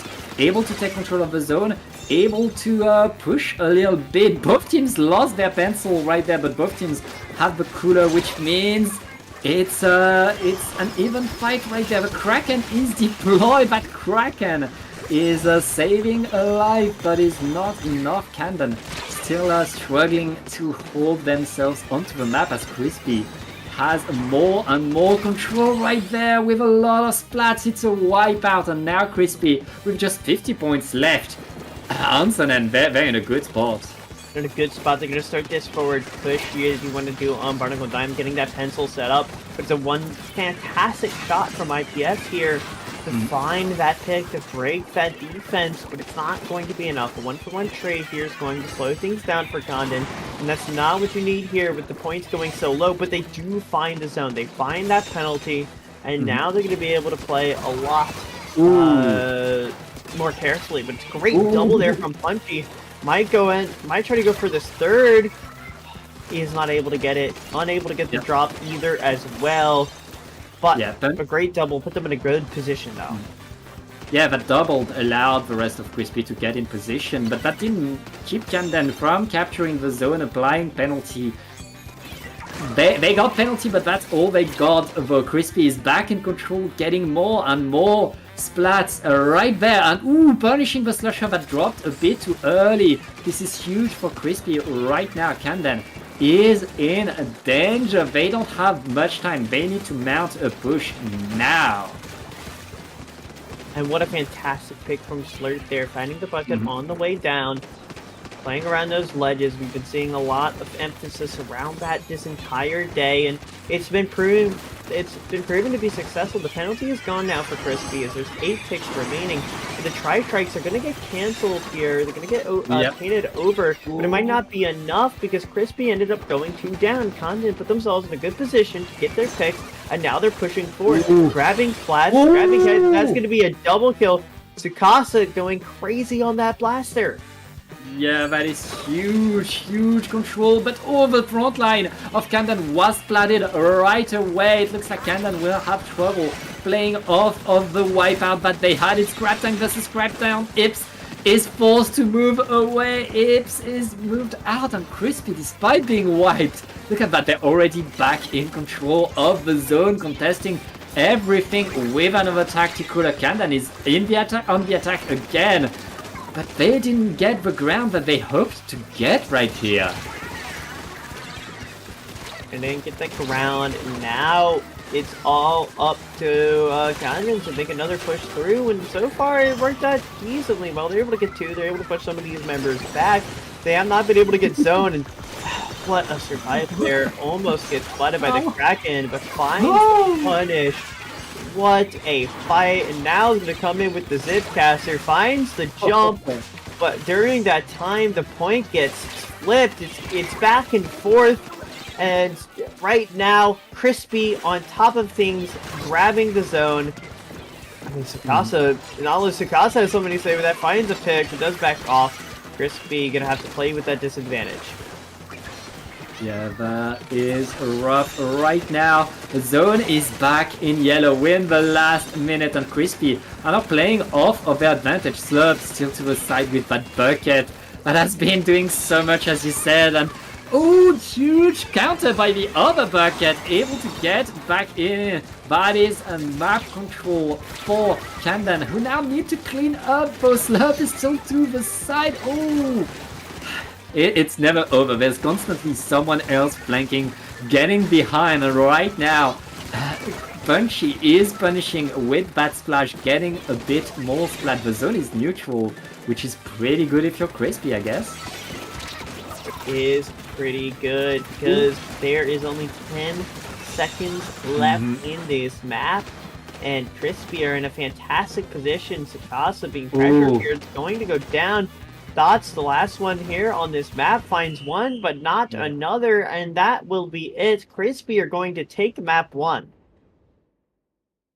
Yep, that's map number 1 by Crispy. Camden had good plays, but it looked like they didn't manage to play to use the momentum to get something after they got these plays. Even when they were winning the fight, Crispy was able to come back and get back onto the zone, paint again, fight again. And Camden needs to play a bit more, use their momentum a bit better. Yes, use that momentum. Trying to take this one map and not just let it be one map. Take that mental momentum you get, take that boom, and make it a second, make it a third, push it forward, push that make a mental snowball, put yourself in a good feeling, but you can't go too hot, right? That's what I think a lot of teams end up doing here, especially this far into a tournament. You are in grand finals. You have been playing this video game for a very long duration, right? Yep. And all at a level where you are exerting your mental facilities to the fullest. A lot of teams get this far, they'll take that first map, or they'll take, a very close second map, and they'll be like, yeah, we can do this, and then they'll be way too aggressive in the next map, and they'll put themselves right back to where they started, right? So it's all going to be about controlling that mental here, and I hope Crispy can maintain that. That's going to be the key, because Cannon and Crispy, these two teams have proven that they are on equal footing. Oh yeah. And one thing to note about these maps, these teams, Antonin, is that they have a mantle. You don't get to grand finals of Triton-Cup by mistake. These teams have been here before. These teams know what it takes to be behind, know what it takes to have the momentum, and know how to ride that. Right there, going on to Hagglefish. They also know perfectly exactly what to do on every corner of this map, because they've been playing it at top level for years now. And here we go. These are going to be the comps. It's going to be the same comps. They're coming up from both sides. No changes. Stick with what works, Yeah, right? The V-Blaster is back for this bubbler. Bubbler on this map means you have the zone, which is huge. Not that, I think it was a C Blaster before. Unless I'm... CRB. Yes. And that's going to change. Going to bring that Bubble instead. Bubble, a fantastic special for this map. And so far, right now, Crispy on the back foot. As a spectacular kill comes out, and it's going to be a double as the jump gets camped there. But Crispy somehow still keeping control of the point, but not much longer.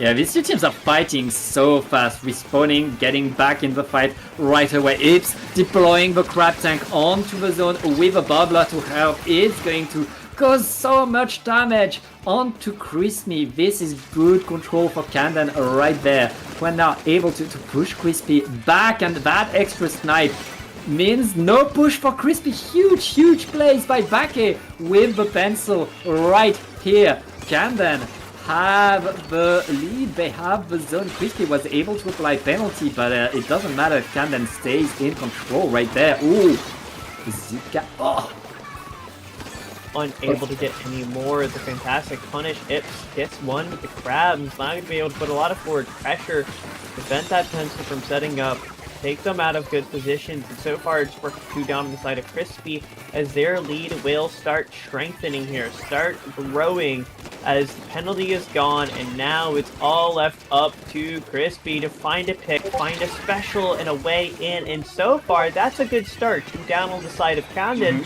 There's only one trade. As the specials come down, they're going to try to push forward off that. You see the crab, you see the zip caster. It's a coordinated effort here, and so far it works. They managed to get zoned, but the Zipcaster does get cancelled there. Does get picked off, and that could be a difference maker. Yeah, more fights going. 2 players down onto Crispy. Kandan are going to get back on top of the zone, neutralize it, and capture it. Right there, this is Kandan really taking their momentum, taking a lot of control. Crispy didn't look it until a bit like that, but right now it looks like they're struggling to really establish themselves onto mid. Yes, a bit of a struggle here, but Crispy, trying to go in with the Zipcaster, but we've seen a very consistent cancel of that coming up from Condon. They are looking for that. They are keeping their eyes out. They're specifically playing around the fact that Crispy wants to Zipcast a lot, and it's working. That's 3 down. But speaking of Zipcaster, that's going to be that Stamper coming in and finding an equalizer, but it's not going to be enough. Cannon will take the zone, cement their lead a little bit further, and start working through that penalty. Every time Crispy moves forward, they lose players.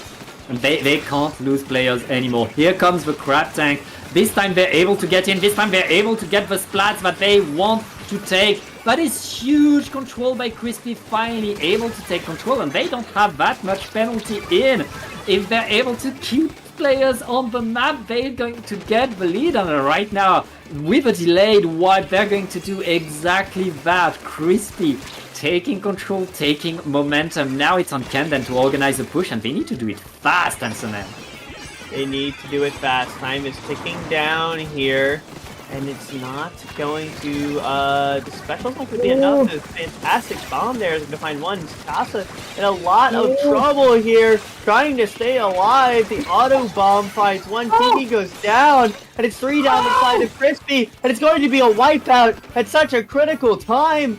The penalty applied, the space gathered, and the picks have been picked off. Fantastic job from Condon there, but now they need to hold that for 40 more seconds. Their lead they're gonna need to swap the lead here, and there's about 30 ticks to go, and that's definitely enough time for a team fight here from Crispy. Yeah, Crispy have a little bit of time, but not that much. Just 10 ticks for them to go in and get the zone. Here comes the strikes, him the pencil to paint. They're able to keep a lead with 20 seconds left, with 15 seconds left. It's a wipeout, it's game. Crispy is going to be up to, Kandan doesn't have the time to get in now. They don't have the time to get in. There's 4 seconds left. See if one can build a special quick enough, but it will not happen. Crispy with a critical wipeout there towards the end staves off Condon's comeback there, and now they put themselves on a definitive 2-0. It's not back and forth, at least by the map scoreboard, and Condon, they're gonna need a reverse sweep to keep themselves alive. 1 point. There was 1 point between these two teams. Kandan so close to making Crispy bleed, and we know that Kandan can't take games off of Crispy. They did so in winners finals, but Crispy right now just getting a little bit more, that extra drop of ink onto the zone. If Crispy loses the lead right there, Kandan, all they need is one push, is to get one push in overtime to paint the zone, and they had the tools to do that.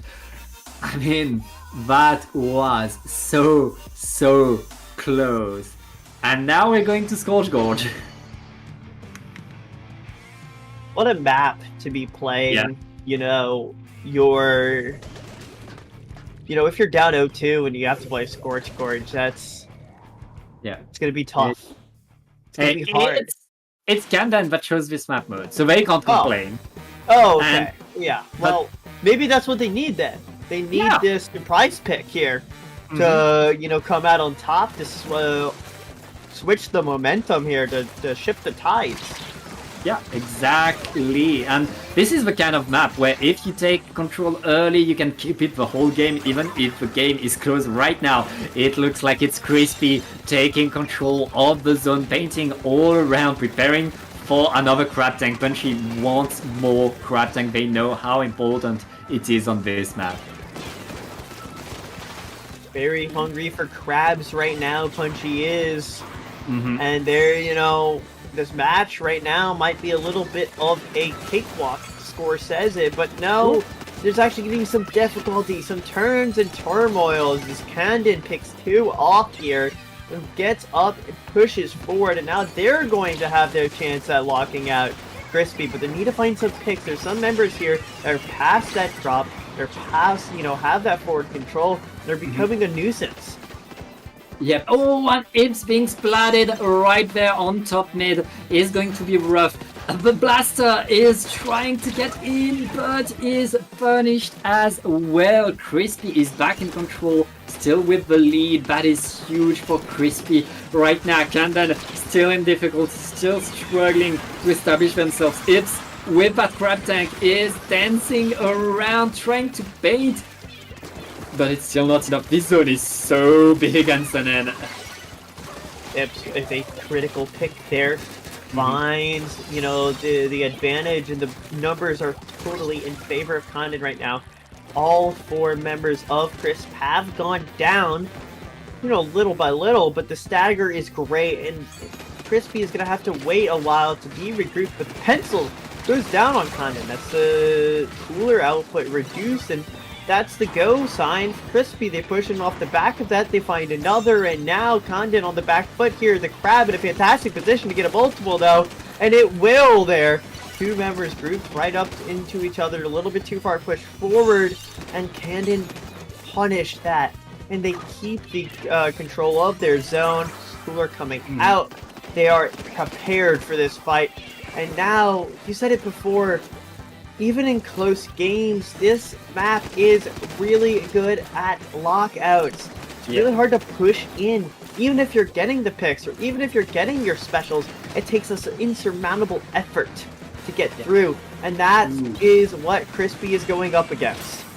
Yeah, Candon finally in control, finally with the lead and the momentum. Crispy struggling to find their way in, but they're able to drop, they're able to get onto the zone. The strikes are neutralizing now. Can they cap? No, they can't! They lose all of their players. Candon finally able to break the curse and get a game. I don't see Crispy getting back in there. Candon right now is going to take this one. We are now 2-1. There's a critical pick there that put multiple Crispy members in Blue Ink, put them in that slow zone there, and right in the line of a crab tank. It was a very, very good team fight there coming out from Condon towards the end. I mean, that just wasn't it. That wasn't all, right, that Condon did throughout that map. It started off with a fantastic retake, holding off a good defense, and then they got put in that position where you're defending point on Scorch Gorge. Yeah. It's really hard to get back in on that, and Crispy were just not able to find the inch in to break through the wall. And so that brings us to map 4 here. Condon still needs to keep this going though. They need to take that map and they need to roll that momentum. Like I said, Crispy needed to do earlier to start getting this series going. It's the exact same thing Condon needs to do. Yeah. And it's a lot harder when, one map sends you. Now we're going to a smaller Scorch Gorge, where you also have that big pillar in the middle of the zone, but it's a bit smaller, and it's a bit easier to go around. It's Inkblot, and this one was chosen by Crispy. This is the test for Condon. They need to beat Crispy on their own map while being behind, otherwise they are out of this tournament. This is the rough one, this is the tough one. Crispy, they know. They swim up, they've had the better plays until now. Scorch Gorge, you can dismiss easily something that happened on Scorch Gorge, because it's such a unique map. Inkblot, a bit more classic, and I expect Crispy to get back their groove there. It's still very, very tough for Condon right there, but again, they've shown that they can do it. They've shown they can do it. They've shown throughout this entire series, throughout this entire tournament, that they are a team to be feared, right?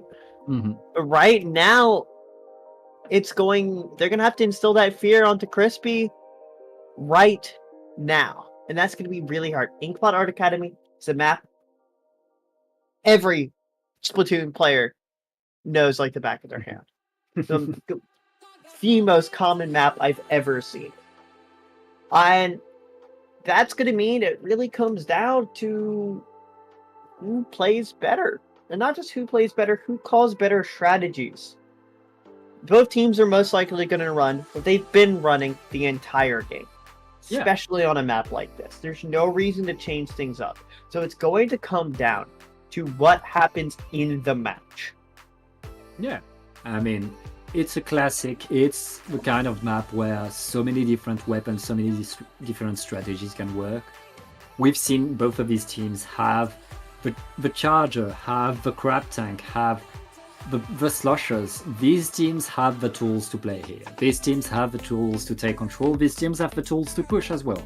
So anything can happen. It's really a matter of how fast can you coordinate a fight on this map right here, right now, with the pressure of Grand Finals, with the pressure of match point for Crispy.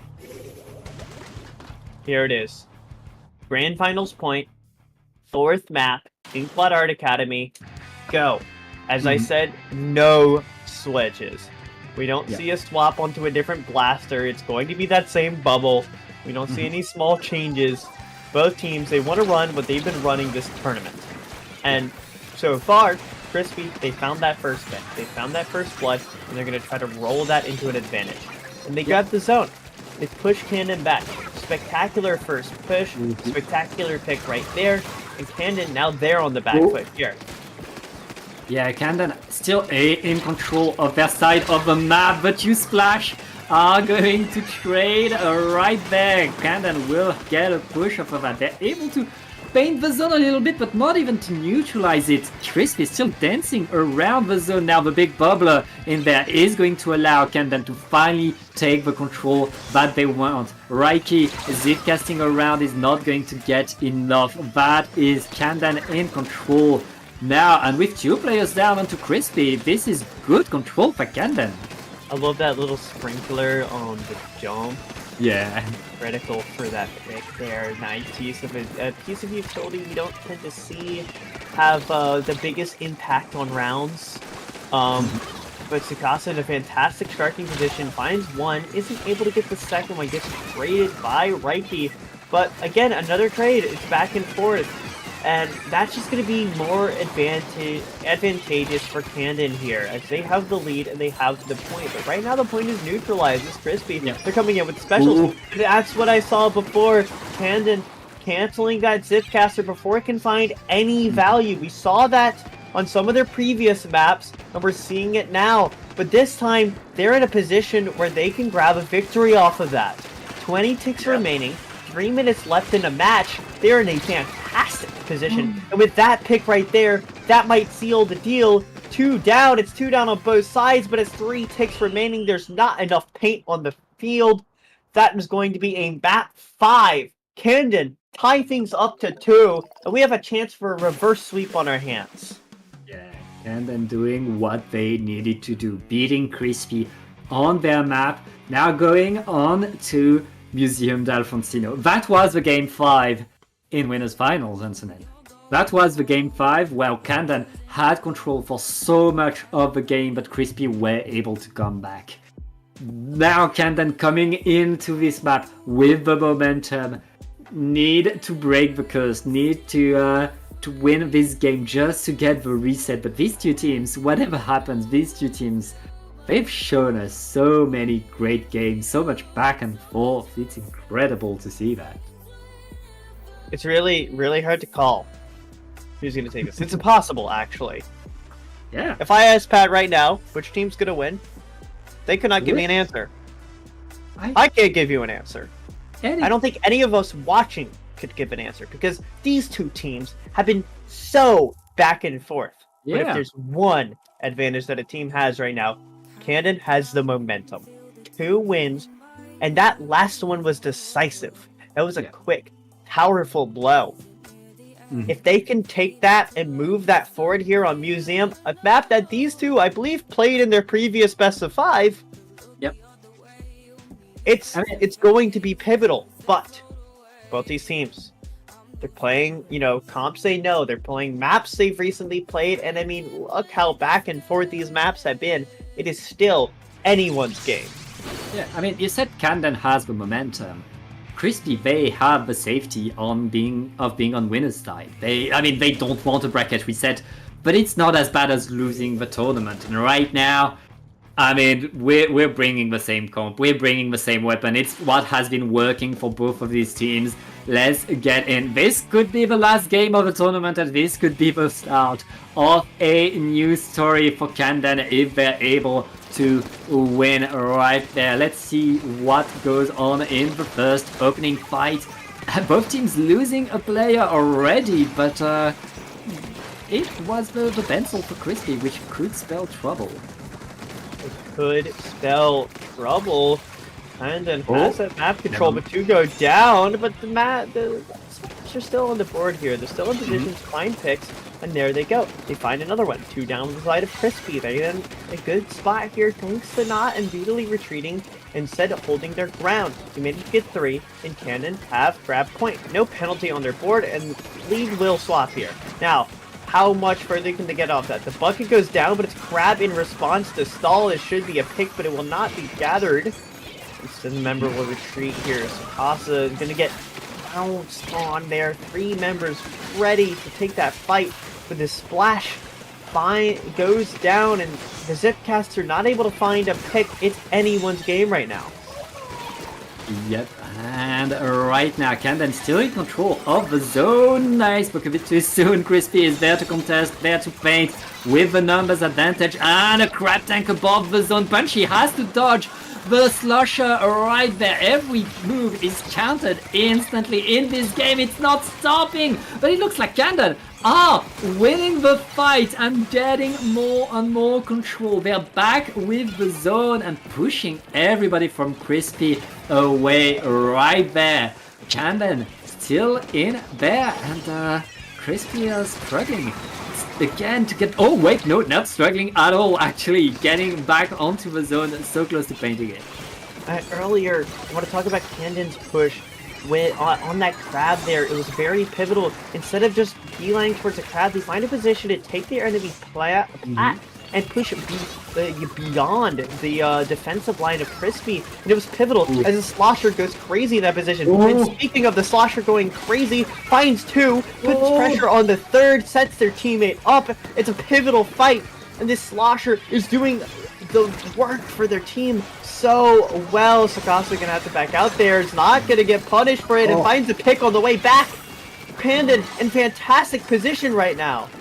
Yeah, we're past the halfway point of the game, and Camden still has the control, still has the lead, and still has so much momentum. Now Slurpchad striking the zone. They want to stop the bleeding, and they're doing exactly that. Can Crispy push Camden away? It looks like Camden are losing a lot of players right here. Punchy back to the zone to paint because there's again someone behind them.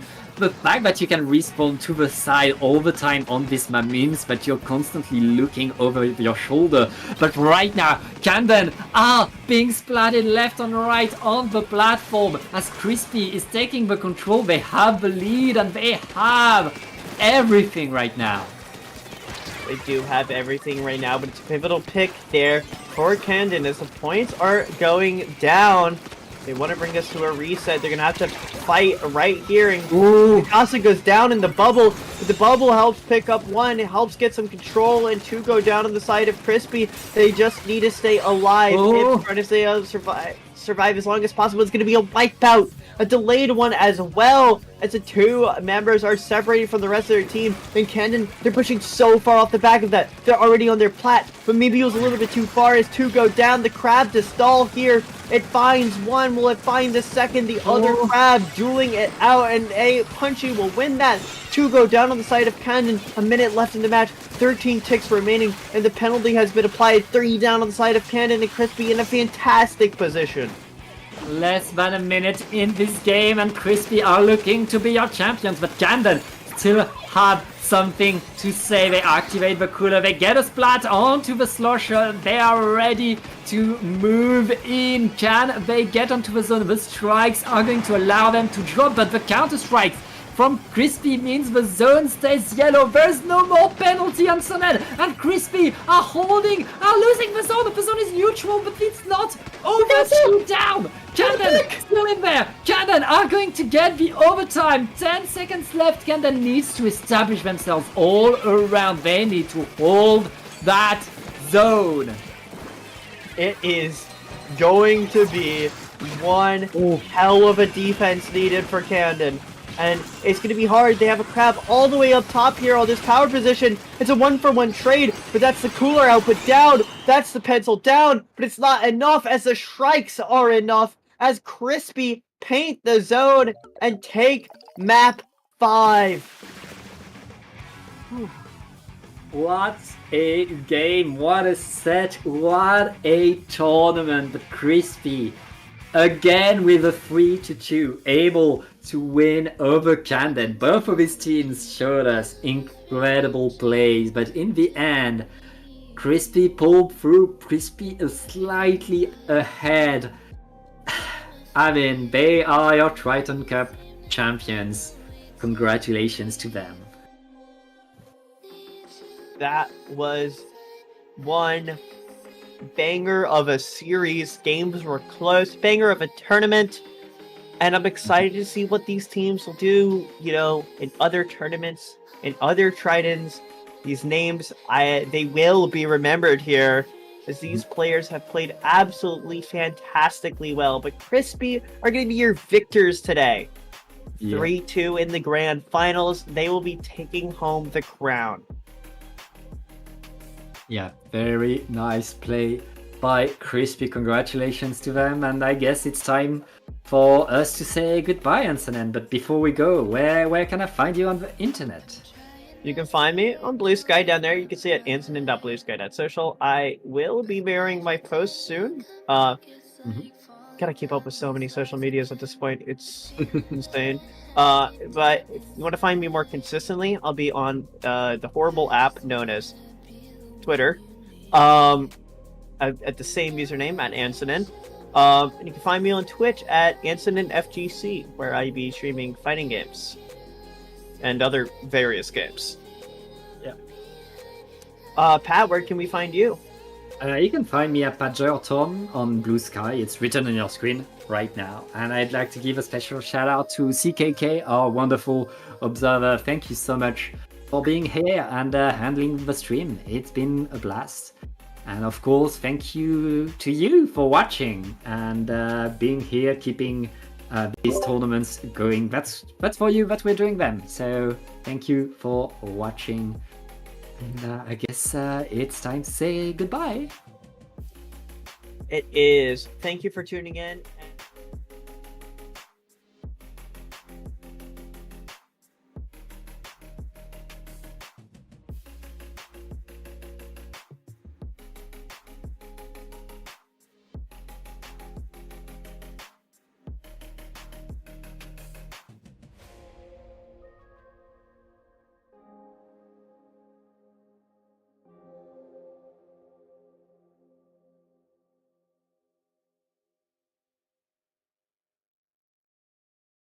You are, but yeah, you are.